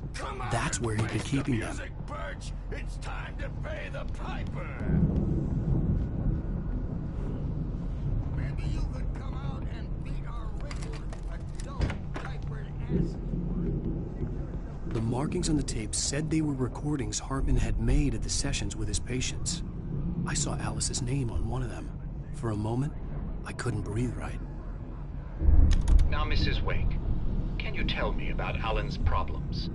He's more and more out of control all the time. The parties, he's so angry all the time. He's getting violent. Do you mean with you? No, not with me. No, never. Sometimes I almost wish Alan would take a swing at me, because at least that'd lead to a conversation he couldn't just march out of. But no. Alan doesn't really sleep. And the work, well, he's not writing. At all. He sits there for hours and just gets more and more frustrated. And I can't talk to him. Yes. Tell me, Mrs. Wake. What would you say to him if he'd listen? I don't know. I want to say, I look at you, and it's not you. Just some stranger who resembles you. Looking out from behind your eyes. And I don't like that guy much. And now it's all gonna go to hell. But you don't ever say this. No. I've tried, but he's not listening. He's too deep in his own problems. Always going on about something else. I'm so afraid I'm gonna lose him. And we're not even talking anymore. He doesn't let me in anymore. He just keeps me in the dark. I'm so alone here, even when he's home. Please help me, Doctor, because I'm at my wit's end. Well, if you can just get him here, I'll absolutely do my very best. Yeah, but Doctor, you need to be careful with him. He's not just going to listen to you and cooperate. He's the most stubborn man I've ever met. Well, I'll be sure to bear that in mind. Hearing her voice, what she was saying made me happy and sick and guilty all at once. Worst of all, I recognized the words. The phone call from her. It had been a cut-up of this. Just a recording. Hartman wasn't happy. Maude could see it in his eyes. He quickly lowered his own. He had made a mess of it, and he knew it. The shame of failure was hard to bear. He hadn't expected Wake to say he needed more time, and he blurted out 2 days, less than Wake had asked for to show him who was in charge. But that wasn't part of Hartman's plan.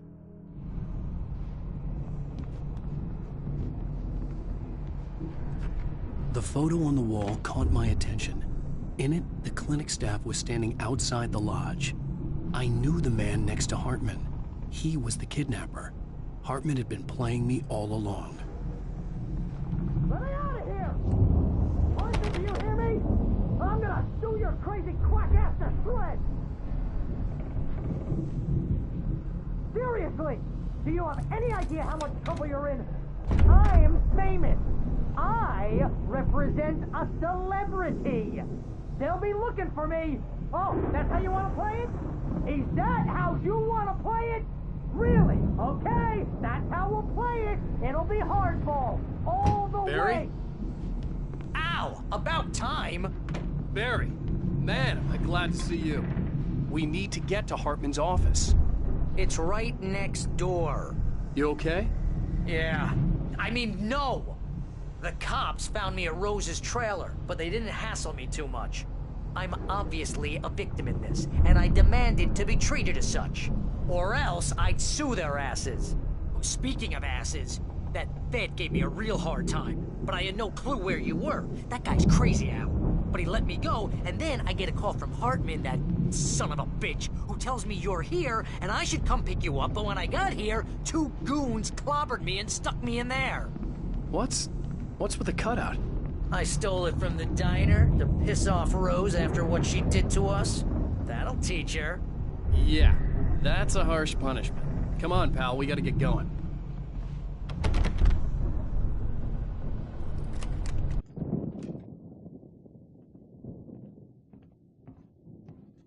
These were all the pages I had on me. And more.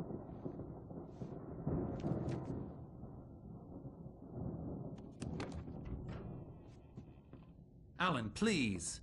You're sliding back into the... Tell me one more lie and I'll shoot you in the face. Ah, well, it was worth a shot. Really, Wake, come on. Let's work together on this. You have no idea... Hartman, shut up! Barry, get out of here. I'll catch up with you. Get a car. Oh, Al, let's just... Go! Wake, listen to me. This is a mistake. Don't you see? Together we can create something absolutely wonderful. With your ability and mine.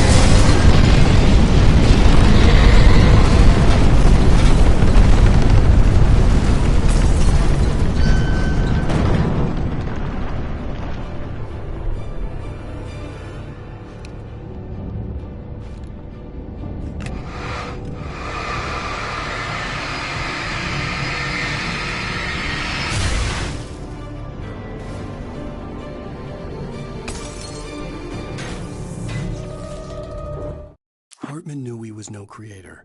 He had no ambitions on that front. And he certainly didn't want to end up like every artist he had worked with here, damaged in ways that were hard to describe, or worse.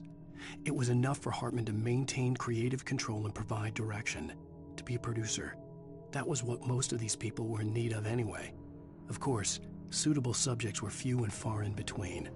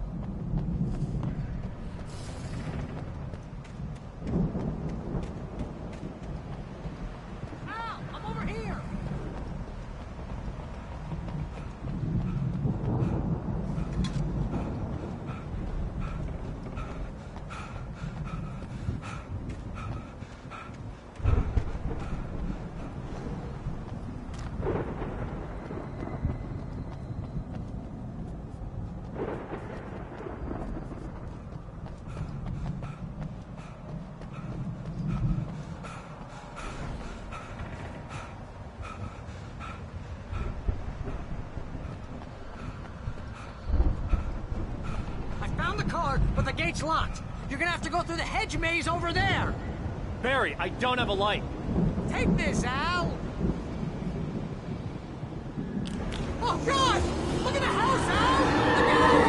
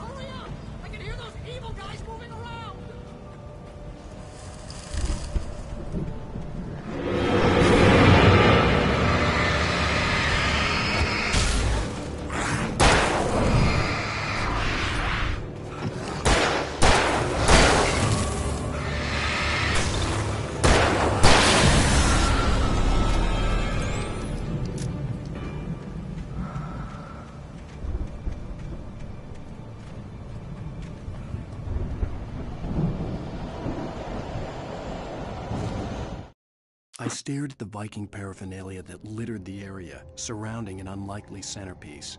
A full-size stage complete with an impressive sound system with all the trimmings, including a dragon. It took a special kind of crazy to build something like this in a remote field. When the sky split open with a deafening boom and the music started blasting, it felt strangely appropriate.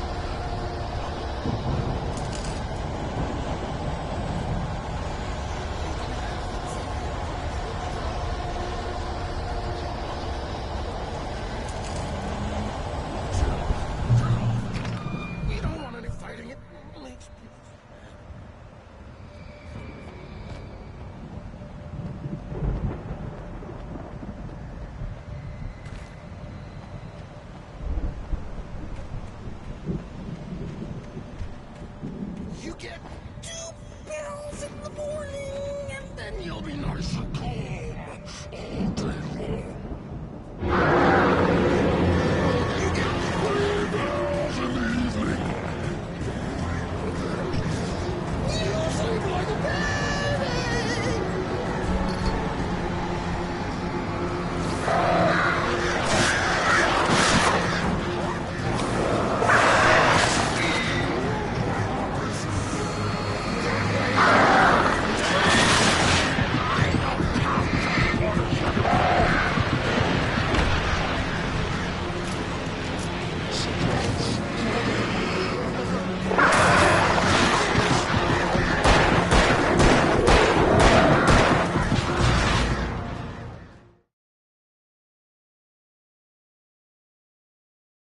Turn it off. We don't want any fighting. It makes them...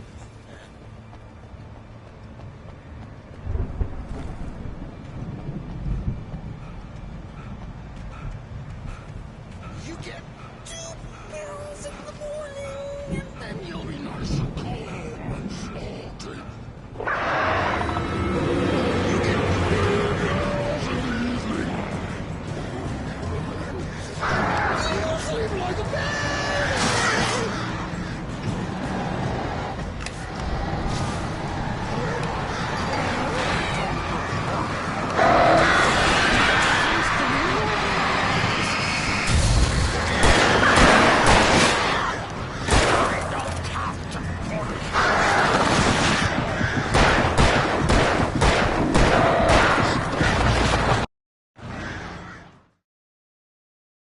Turn it off. We don't want any fighting. It makes me...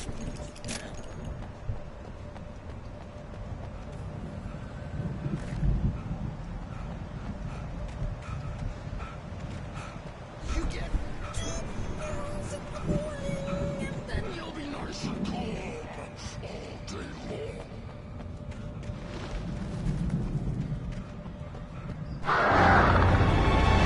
You get 3 pills in the evening. You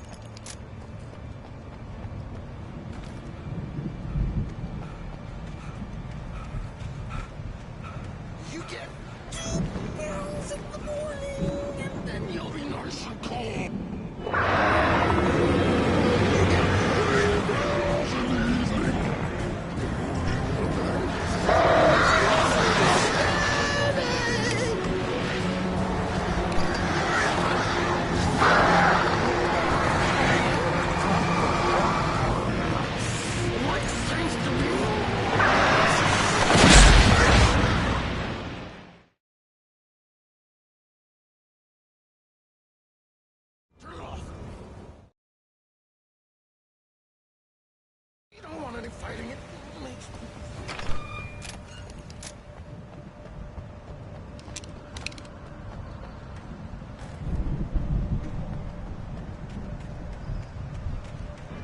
you get 2 barrels in the morning, and then you'll be nice.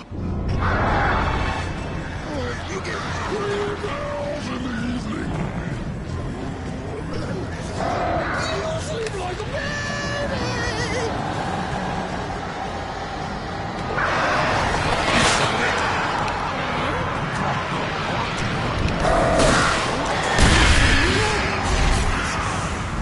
That way we don't have any trouble.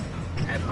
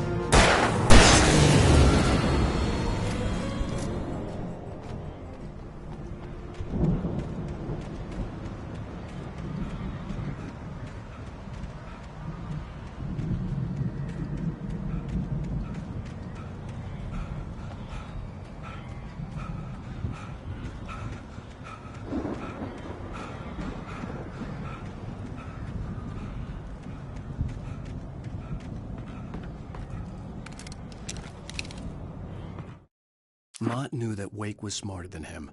Wake had more money, a beautiful wife, everything. And Hartman said Wake was important. That made him better than Mott. But Mott was calling the shots now. He'd expected Wake to whimper and grovel, but instead, he seemed willing to fight. Mott knew he'd gotten under Wake's skin. If only Mott actually had his wife. The thought made him shiver.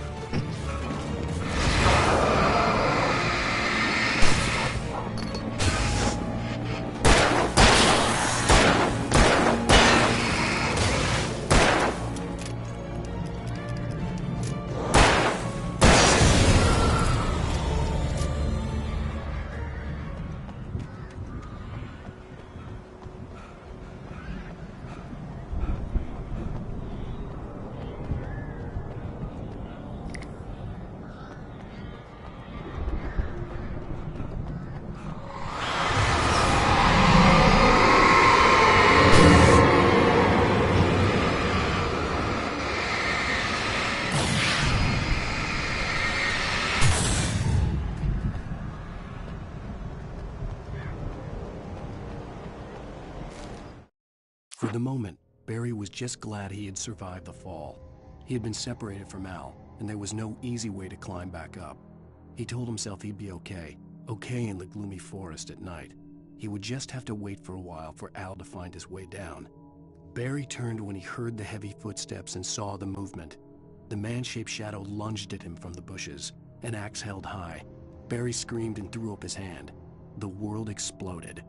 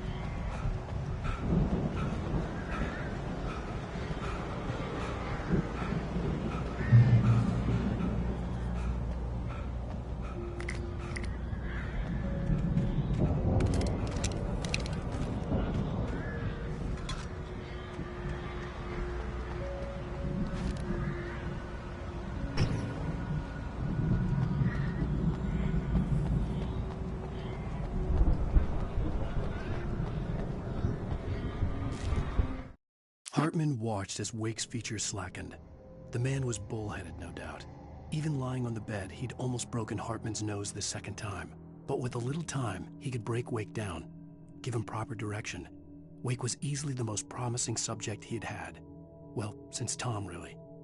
"Sleep well, Alan," Hartman whispered with a smile. "Let me take care of you." He sniffed hard to clear his throbbing nose, swallowed blood, and barely tasted it.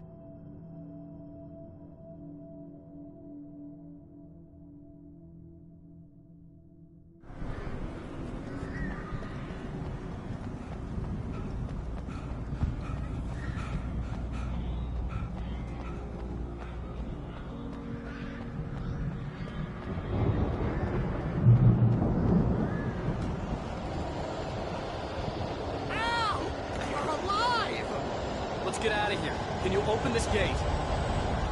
Maybe. Barry. Well, I slammed it shut when the nasty showed up, and the key fits kind of loose in the lock, so, Barry! I'll find it! Don't worry about it!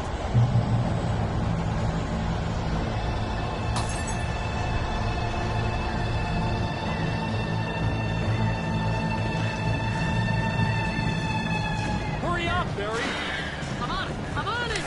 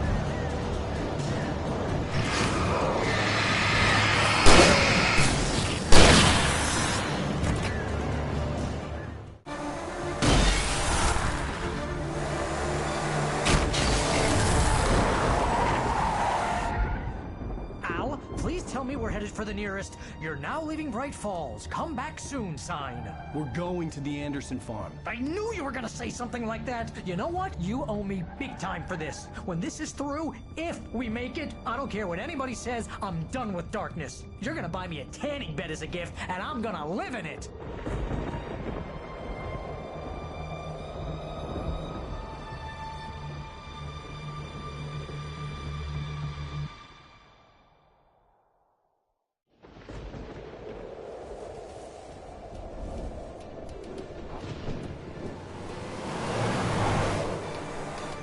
I'm crazy, but that's fine, Barry. Oh, you got that right, Al. You're barking mad. You are by far the craziest... But maybe that's inevitable when you deal with crazy stuff like this. It helps.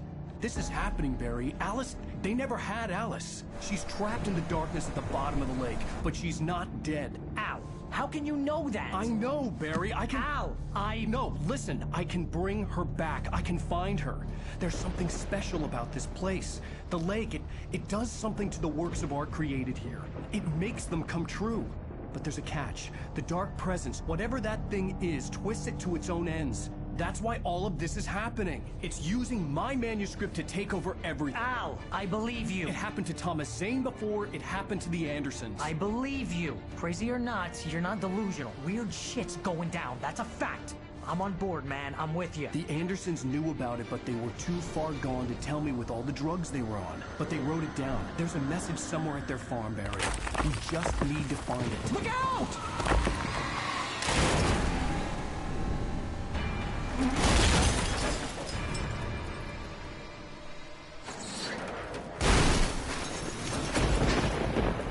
Ow! God damn it, Al, talk to me!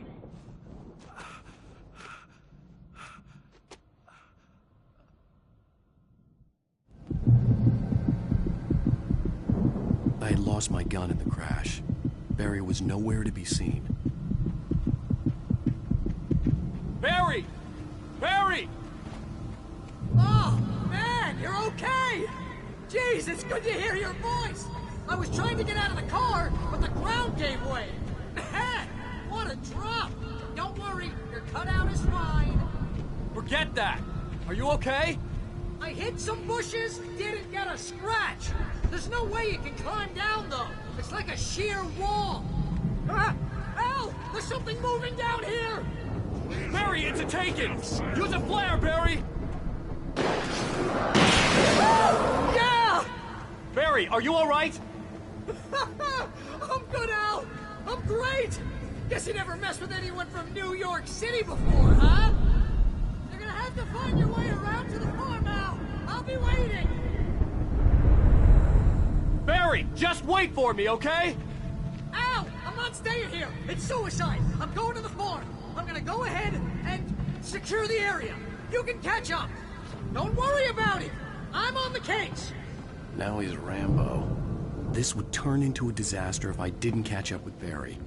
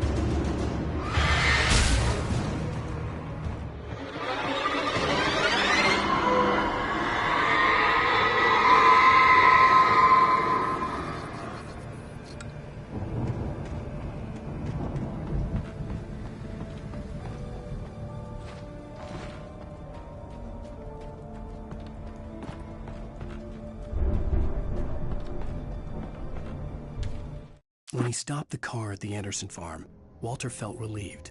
Oblivion was close at hand. The brothers wouldn't miss a jar of moonshine or two in the booby hatch. But then he saw the man on the porch. and he knew who it was.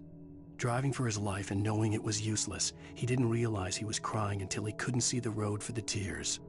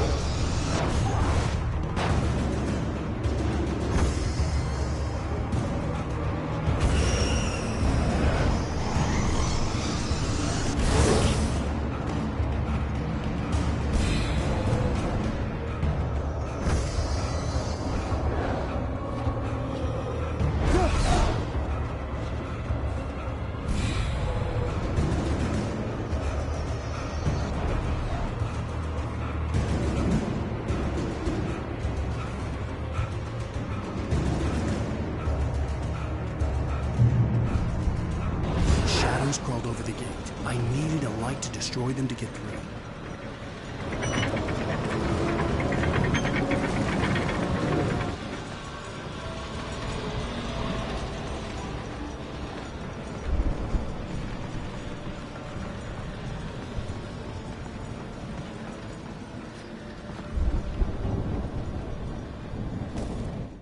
Agent Nightingale stared at the passed out rider. The man was sleeping off one hell of a night. Nightingale felt a stab of envy at Wake's oblivion, but he had a job to do. He put the gun to Wake's head and almost became a murderer. His hand shook and his throat felt tight and dry. Biting his teeth, he tried again to pull the trigger. He lost the nerve. Wake stirred. Nightingale would have to settle for an arrest.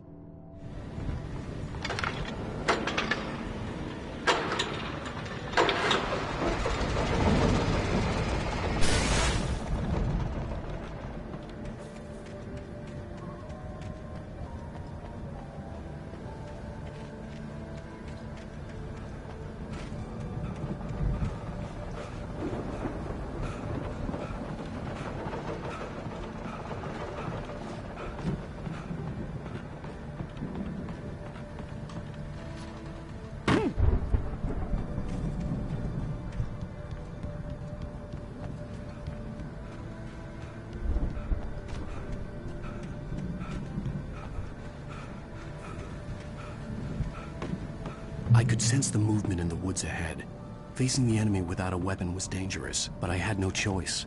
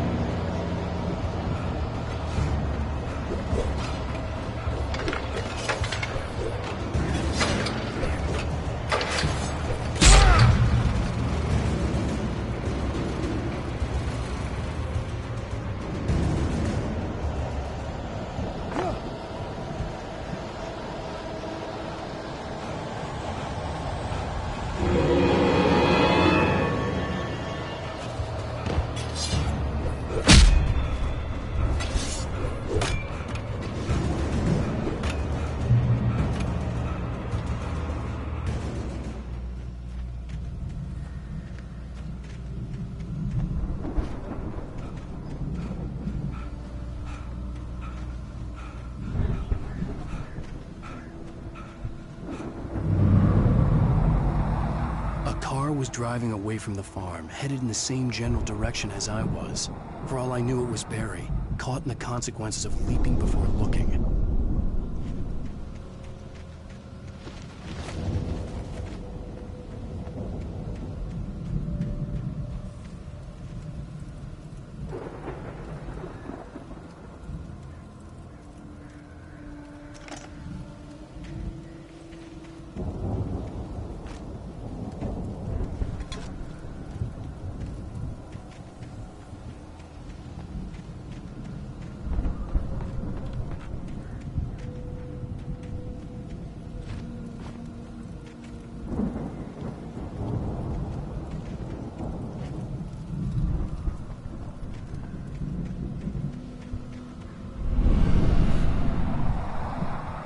The car was heading for the cabin up ahead. It wasn't far. If it was Barry, I would see the damage soon.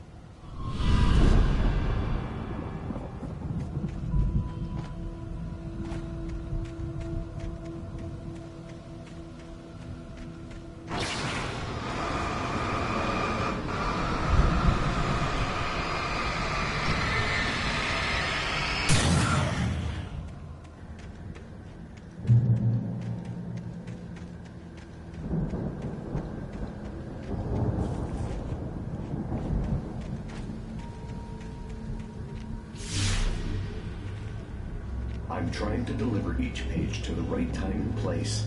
I'm trying to show you how the story goes. I had seen glimpses of the light before. I had seen it in my dream. It was a strange spaceman or a diver in a bulky suit. He was the one who'd been placing the pages on my path. The dark presence followed the choreography laid out to it in the manuscript, growing stronger and stronger, moving like a storm from one scene of destruction to the next. But it was still bound to follow the story and chained to the dark place it came from. When the story reached the end it longed for, it would finally be free.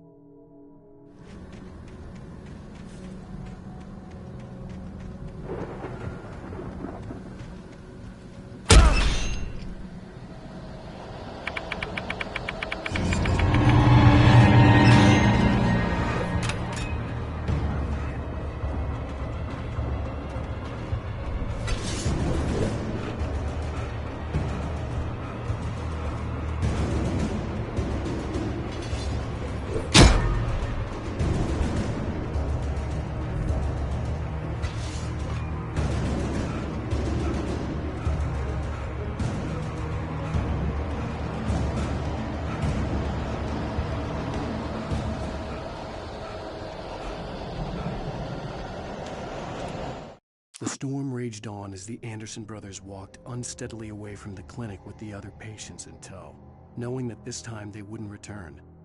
The darkness around them seethed with horrors, but Tor and Odin were unafraid.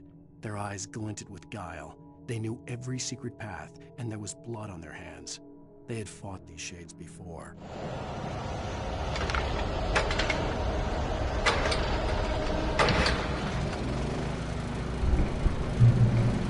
Someone had left a gun behind. Now I had a fighting chance of reaching the farm.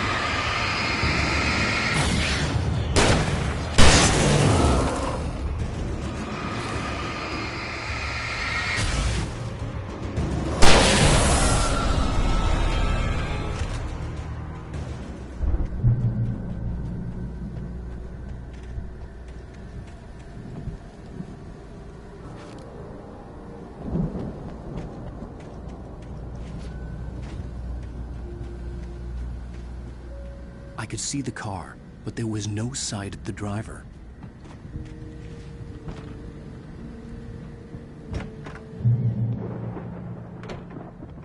Hello?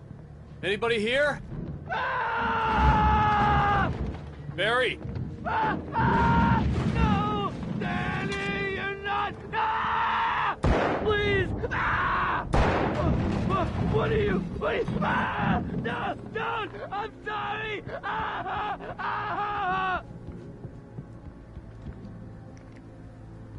The front door was locked.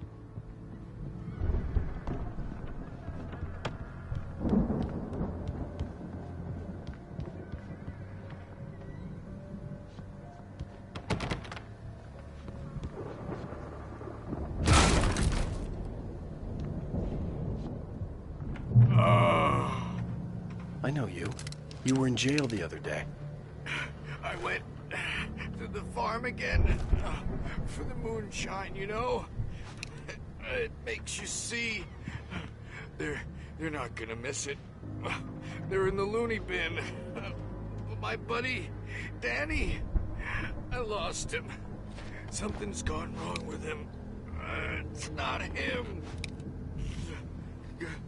Like a real bad follow-up to a real good movie. The best friend's suddenly the bad guy who wrote this crap anyway.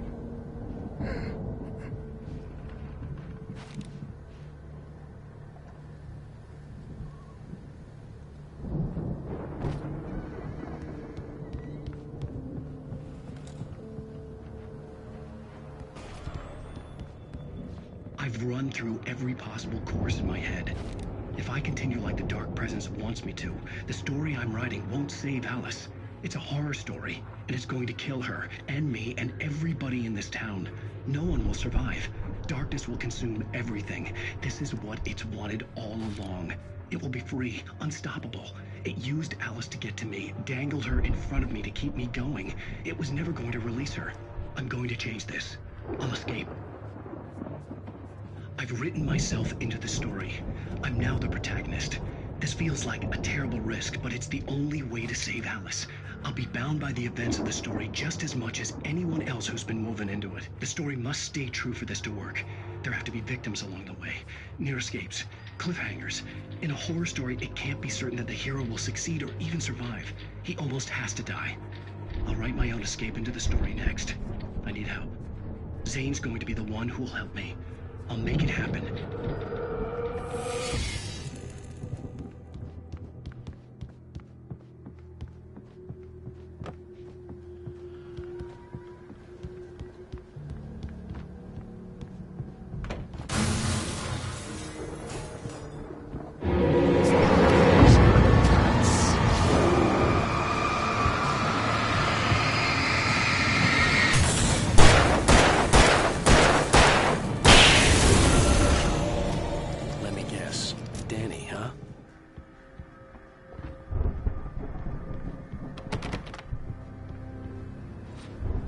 The farm was still a good distance away. I'd need a car to get there fast.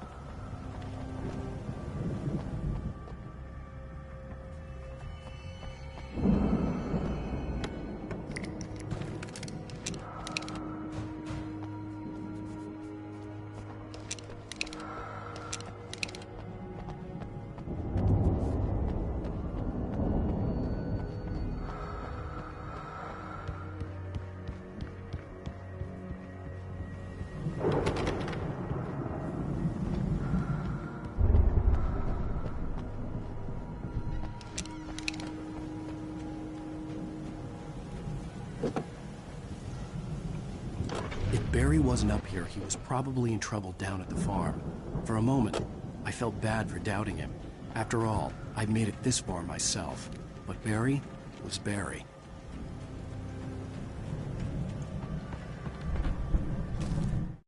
For a moment, Hartman considered strangling the idiot. Mott was mean-spirited, but easily manipulated. An emotional infant who lived for his approval. Wake, by contrast, was a far more difficult subject. Mott had given him too much leash. In 2 days, who knew what could happen? Hartman would have to find a way to rein him in, and quickly.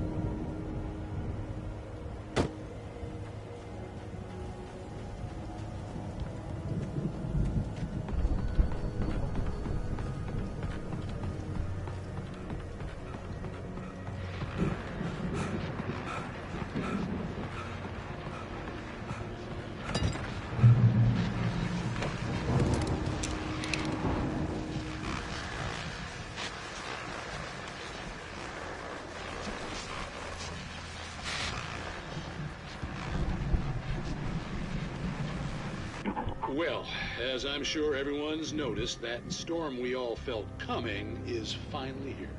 The boys at the Weather Service reckon it'll last until morning at the very least. Pertaining to that, let me read that missing persons alert again.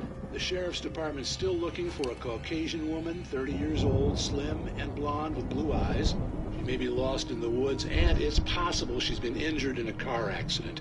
If you see her, please make sure you get her indoors and call the sheriff. It's bad weather to be caught out in, so if you see someone in the area who maybe looks a little confused, give them a hand, all right? This is Pat Maine on KBF-FM, hoping you're all safe and warm tonight.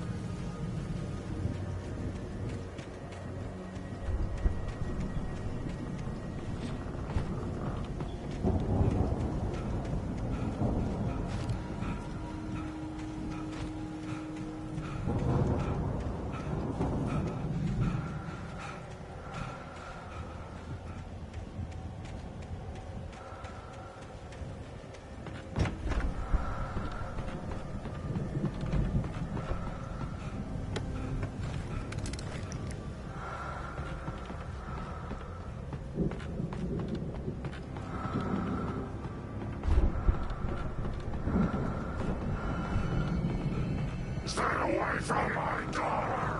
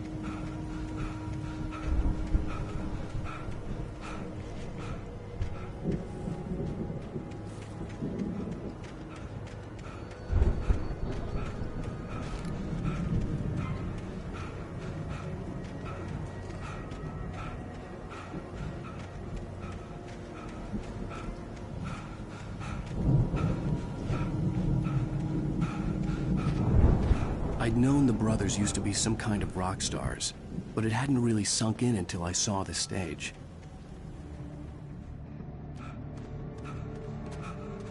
Ow! Run! Incoming! There's too many of them!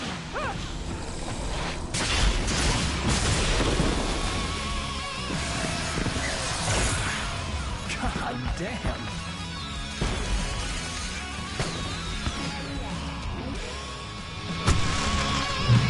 So glad you decided to go it alone, Mr. Johnson.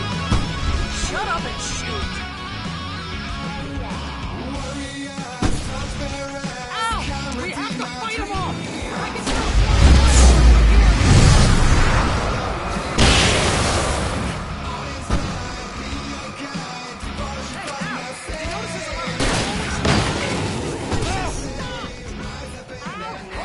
I'm trying to get the stage lights on!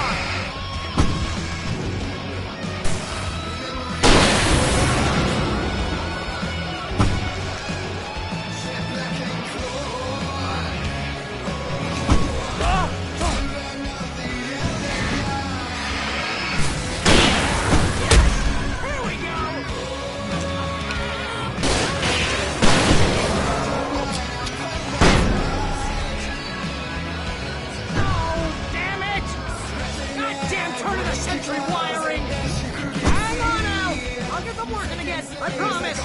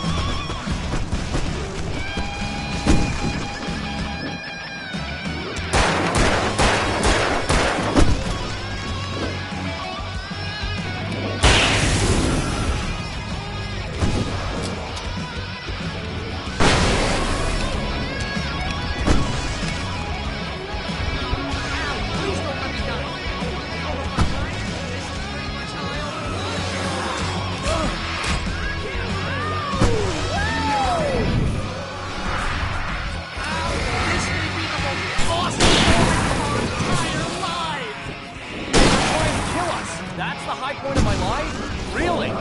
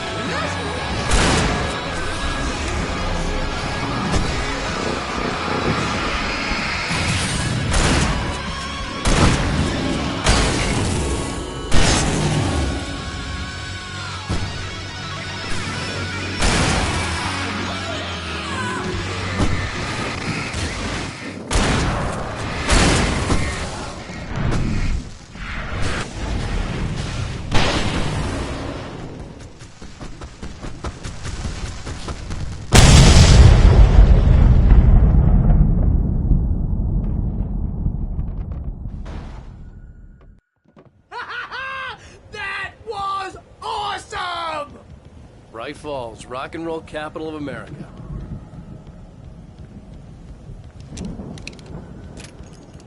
Hey, Al! This way to the farm!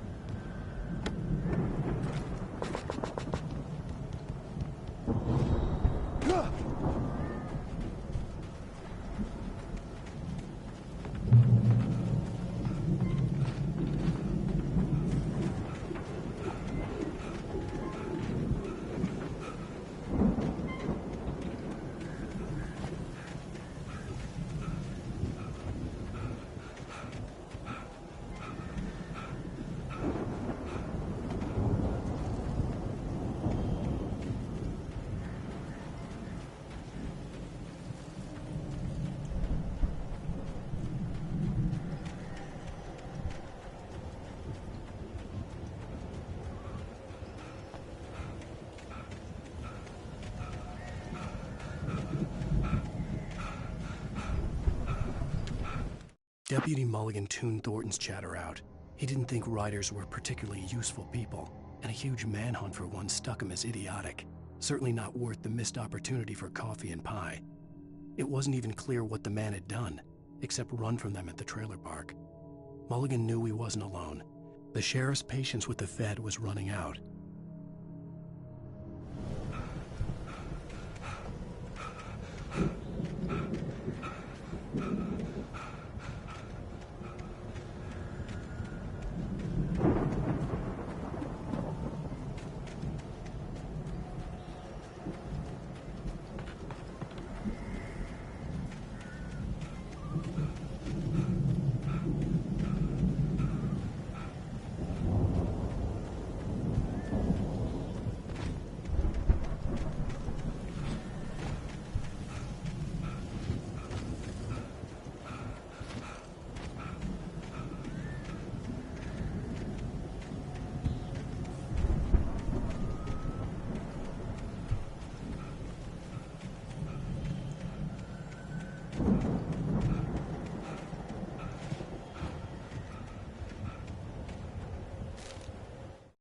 As the deputies hauled Wake and Wheeler away, Agent Nightingale eagerly examined the stack of papers Wake had been carrying. It was incomplete, a collection of random pages, but there was enough. He saw his own name in there, among others. His hand shook with emotion. Finally, it was proof.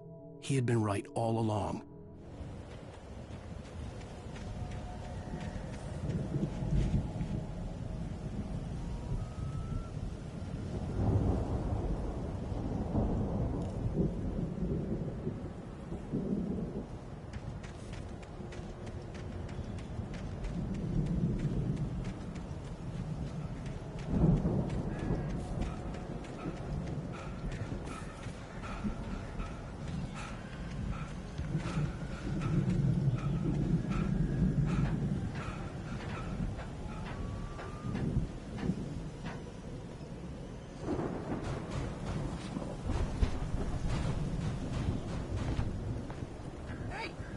Wake here has something to say. What's that, Al? Ooh, I'm Alan Wake. I'm always right about everything. And if I don't get my way, I'll sulk all day long. I'm always intense and moody. It makes me very attractive and mysterious. Right now, I'm just standing here because I need my best friend Barry to carry me. But that's okay. I can just take him for granted. I think I see what you did there. Yeah, it was pretty good. You want me to do my imitation of Barry Wheeler? No? Thought so.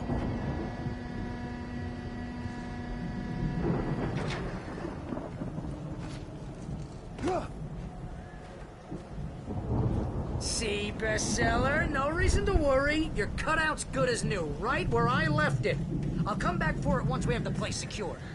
Yeah, that's been my biggest worry all this time. We need to get this thing moved out of the way.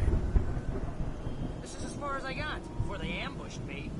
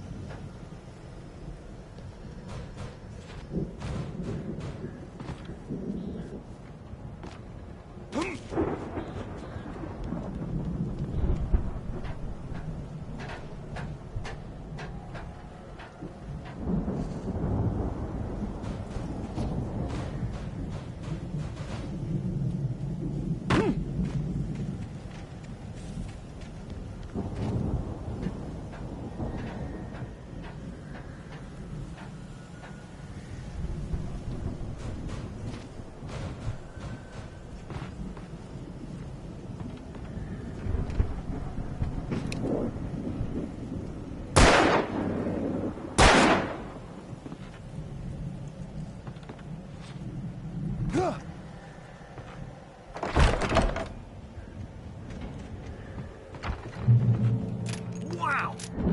You look at that thing, Al! They really went all out with this Viking crap, didn't they? Look at all this stuff! They must have done okay for themselves, so how come... Sleep. We all spend a third of our Night dreams in Springs. its soft embrace, Man, somewhere brings between back memories. fantasy and Hey, oblivion. remember when I got you that gig? But Your dreams first have a real way of writing forcing job, what got themselves you into started? waking life, Was this one of your or vice episodes? versa. In Night Springs. Tonight's episode, The Dream of Dreams. That's by someone else. We join Mr. Jones as he explores the endless dreamscape, only to be brought to a sudden stop by a decidedly mundane situation. A long line of people. Hey, Jones, right? Listen, we're gonna have to wait until His Highness over there is good and ready. Oh, wow. Who's that? You don't know him? What are you, new? He's the guy dreaming us. Well, not just us. He dreams everything. All of this. But wait, no. I'm the one who's dreaming. I'm asleep. Isn't this my dream? Oh, yeah. Sure. Get real, pal. You're just another dream. I'm a dream. You're a dream. The weirdo in the diving suit is a dream, and the girl made of smiles and sunshine is definitely a dream. But I'm pretty sure I'm dreaming this. Well, maybe you're a really confused dream. What am I, a shrink? All I know is I'm going with the smart guys, and they say that's the guy doing the dreaming. Right there. I don't know what that means. It means we keep him happy. No sudden falls. We make sure he has his clothes on when he goes out in public. No chases where the monster is nipping at his heels and he runs like crazy, but his legs don't seem to get him anywhere. None of that. Because if he wakes up in a cold sweat... Yeah, precisely. So we wait till he wants to move on. Keep things nice and calm.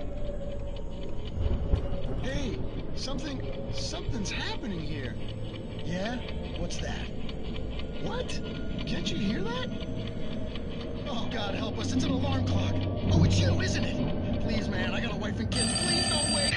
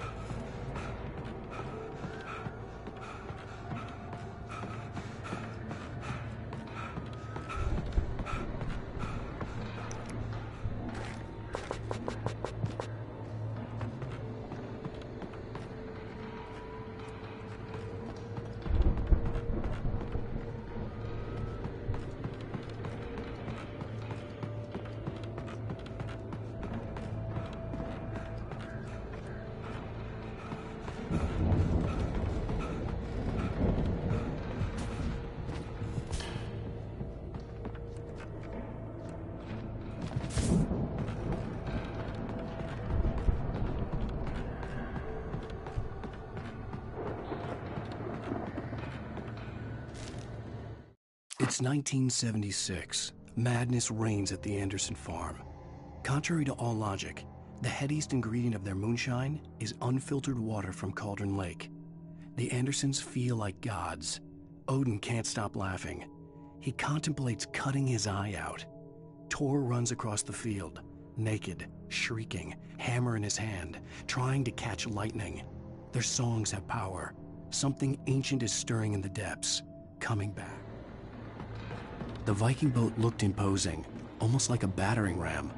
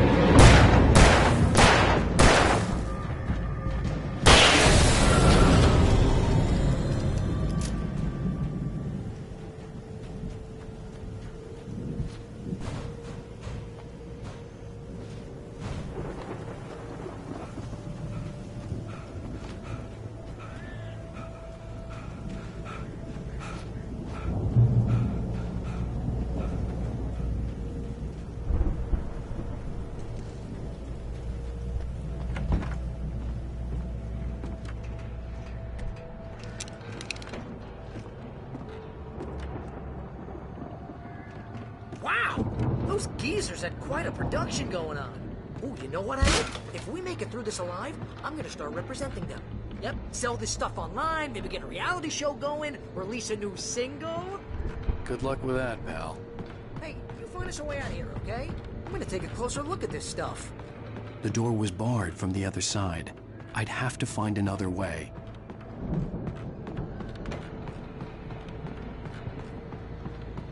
Be careful, Al!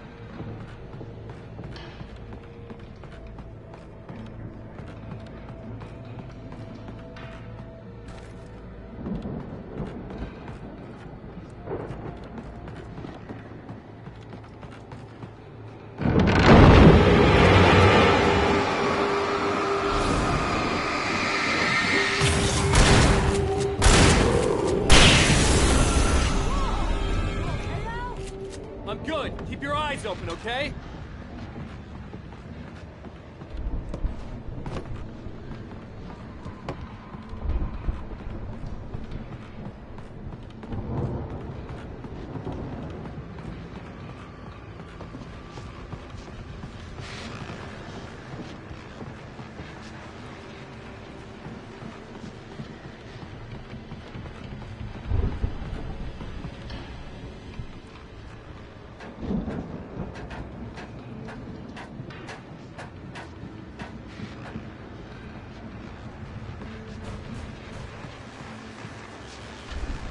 As you regular listeners know, I tend to work through the night, but I'm not the only one. Deputies Mulligan and Thornton are taking a couple of moments off their busy schedule to join me here in the studio. Boys, how busy are you now? Deerfest is almost here, isn't it? I bet that keeps you in business. Pretty busy, yeah. Actually, Pat, we've been real busy with other stuff, which concerns an ongoing investigation. We can't talk about that, Thornton. I wasn't gonna say anything. I was just saying we got, other irons to fry.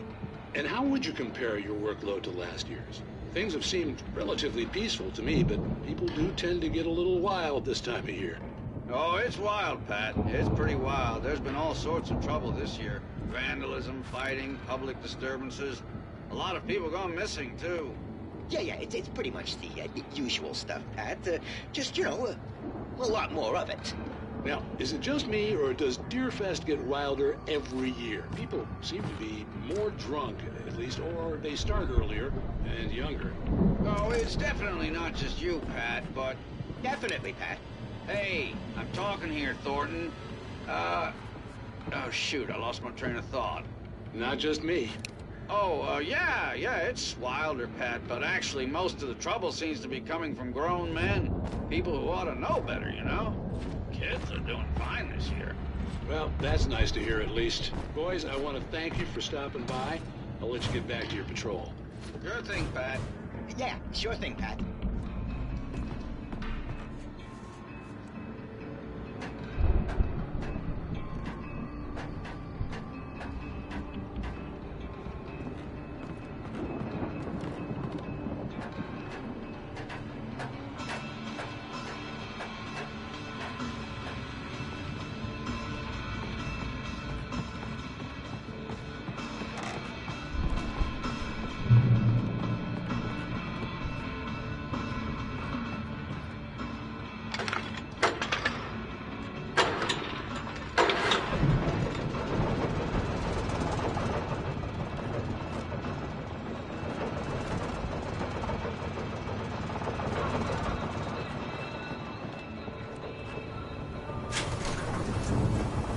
See the building that had to be the Andersons' home on the other side of the field.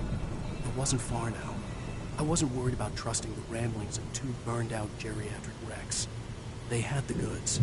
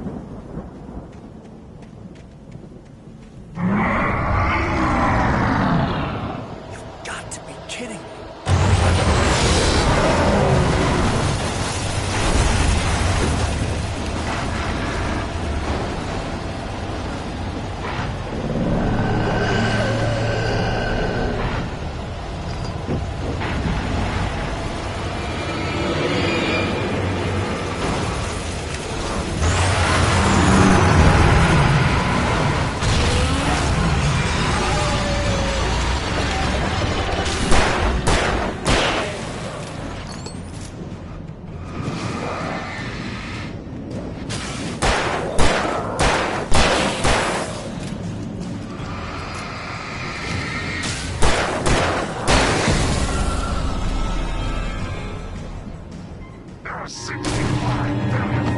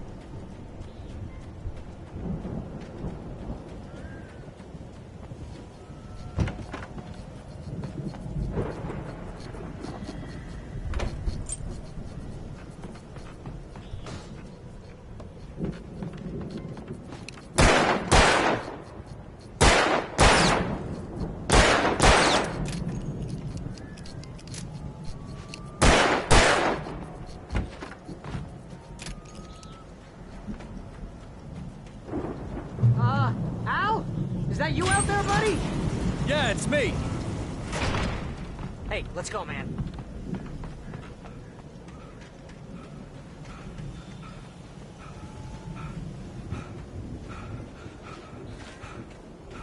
We're gonna have to work together to open this gate, Al. Looks pretty heavy. Ah! Hey, I think that's the farm on the other side of the field. We're almost there. This farm is a crazy place for crazy people. We should feel right at home then.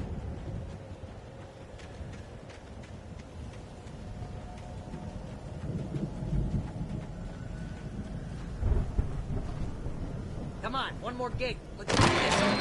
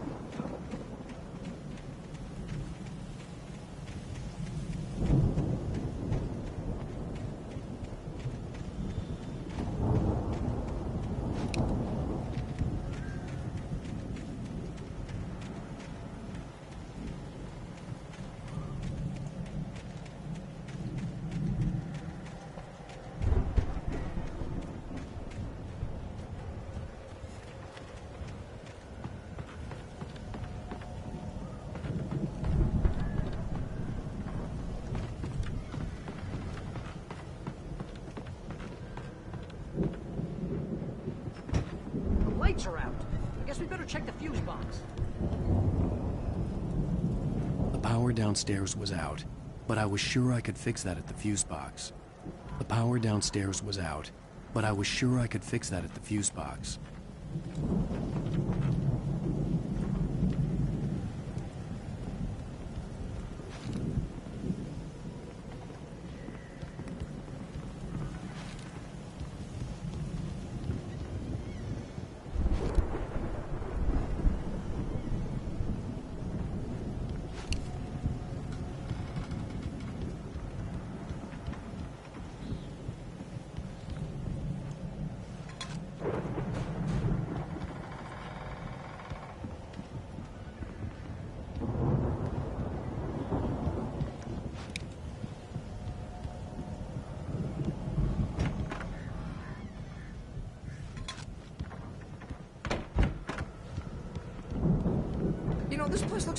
active.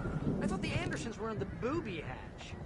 Yeah. Come on, Al, I let's don't get the think they lights keep on, too huh? close an eye on them at the clinic. They seem to slip away a lot so they can get wasted. No kidding. Those guys sound awesome.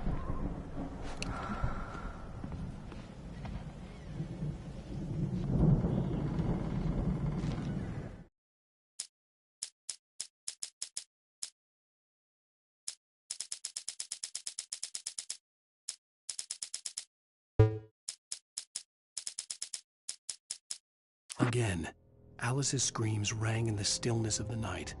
I saw myself run toward the cabin, flashlight in my hand. I followed my past self. I was an out-of-body observer, a time traveler in a crazy drunken dream. This was the beginning. The night Alice had disappeared. The mystery of what had happened during the missing week was about to reveal itself.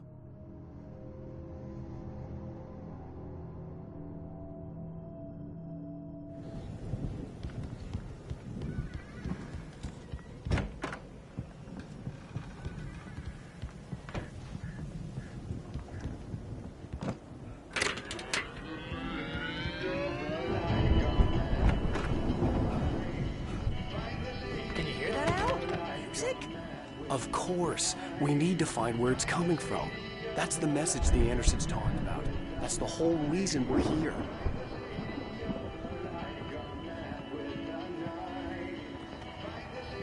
Lady of the Light? Oh, that's gotta be... what's her face? The crazy lamp lady from the town. Cynthia Weaver. Right. Must be.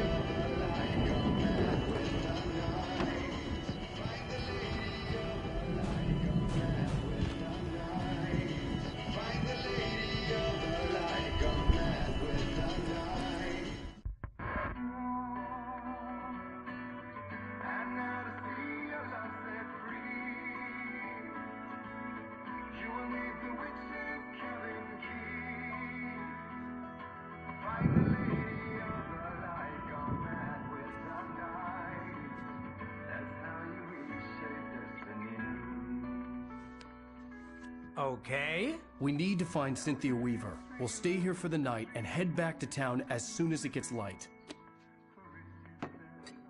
Hey, Al. Lots of hours before dawn.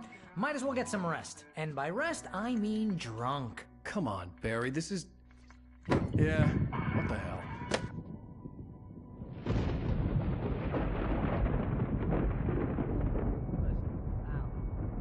I'm sorry about this. No, seriously, because I know we don't get along, but we're gonna find her, right? And even though you're a crazy bastard, I'm gonna stick by you, no matter what, ever, Al. Sure, like a brother. I'm a writer, goddammit. Correct.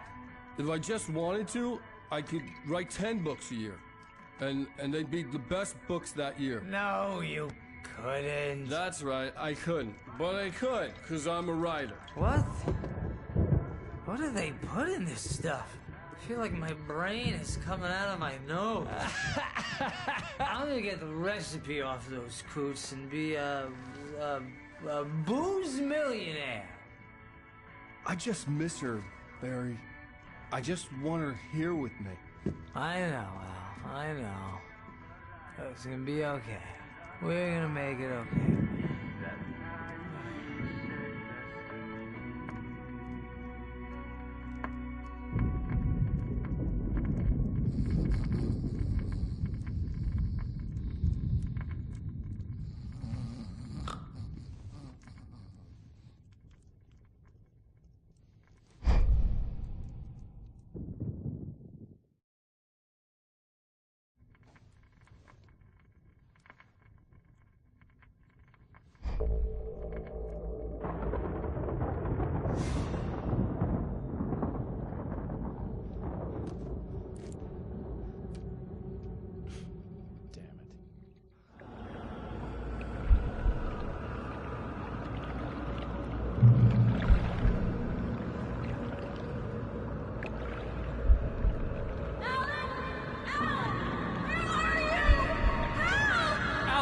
I'm coming! It's all right! I'm coming! It was a crazy drunken dream, and yet it was more than that. It was the truth, a suppressed memory unearthed by the Andersons' moonshine. I was there, an out-of-body observer. This was the night Alice and I had arrived at Bright Falls, the night Alice had disappeared. I had a chance to find out what had happened. I remembered being surprised to see the cabin dark. Alice would have never turned the lights off. Alice?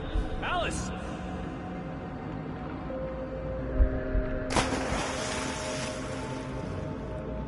I remembered thinking I caught a glimpse of her form underwater, sinking into the darkness. Diving after her was the last vague memory I had of that night.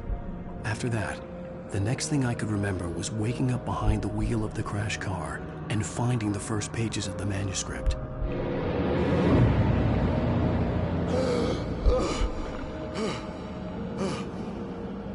I couldn't find her in all that blackness. I must have thought she drowned.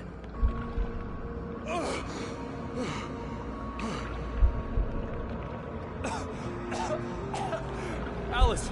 Jagger had Alice, and so she had me. Alice!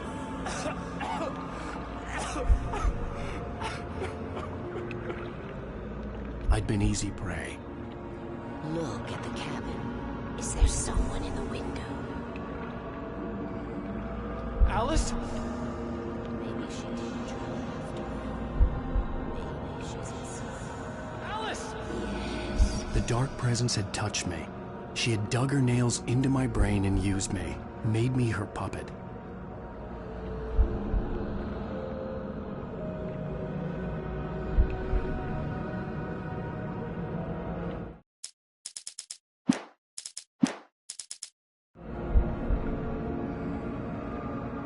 She must be here somewhere. Maybe upstairs in the study. Alice! Yes, that's where she is. You can apologize. Alice! You'll laugh at the whole thing together and put it behind you. Alice? She's not here. You were foolish to think so. No, she's dead. She drowned. No, no, no! It's your fault your wife is dead. You are guilty. All she wanted was to help you right. You killed her. Oh, hush. There's still hope. Cauldron Lake is a special place. Here, you have the power to change things. She wanted you to write. I will tell you what to do.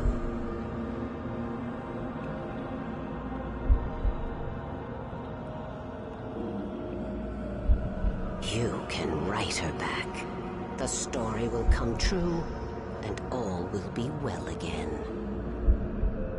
She had Alice, and the manuscript was the ransom for her.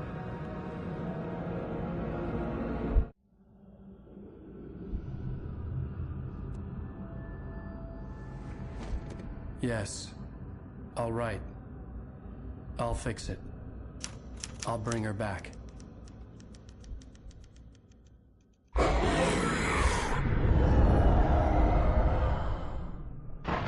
No. I wrote it. I remembered it all now. In the dark, I'd written for days, a week, almost a complete manuscript of a novel entitled Departure. Jagger had been my editor, whispering in my ear, making sure that the unfolding story would make her more and more powerful. I thought I was saving Alice. Even with the cobwebs she put in my head, some part of me had been aware enough to write my escape into the story, to bring a light into the cabin to release me before I could finish, to interrupt the horror story before the ending, where darkness consumed everything and everyone. Zane was weak and far away, but I had written him into the story, and his light had been enough to set me free. It isn't here now. I'm here because it was written. I brought the light to set you free. You must hurry. It will know I'm here. It will be back soon. It stole the skin of my Barbara a long time ago. She looks so old.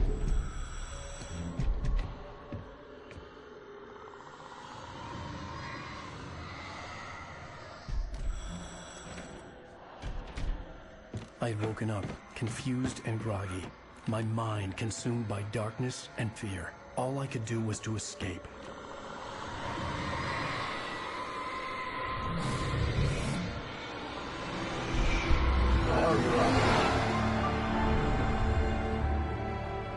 The week spent in the cabin had taken its toll. I was barely conscious, and fading fast. It had to have cost Zane terribly, thrown him even deeper into whatever dark place he now haunted. But he had managed to weaken the dark presence, kept me safe that night.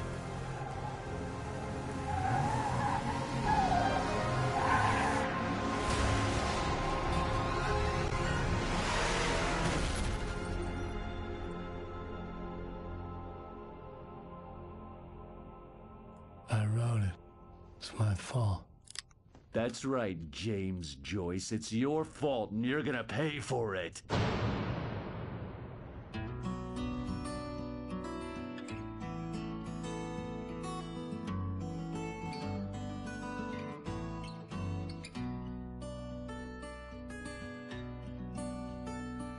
There's an old town road with mystery of Tom the poet and his muse.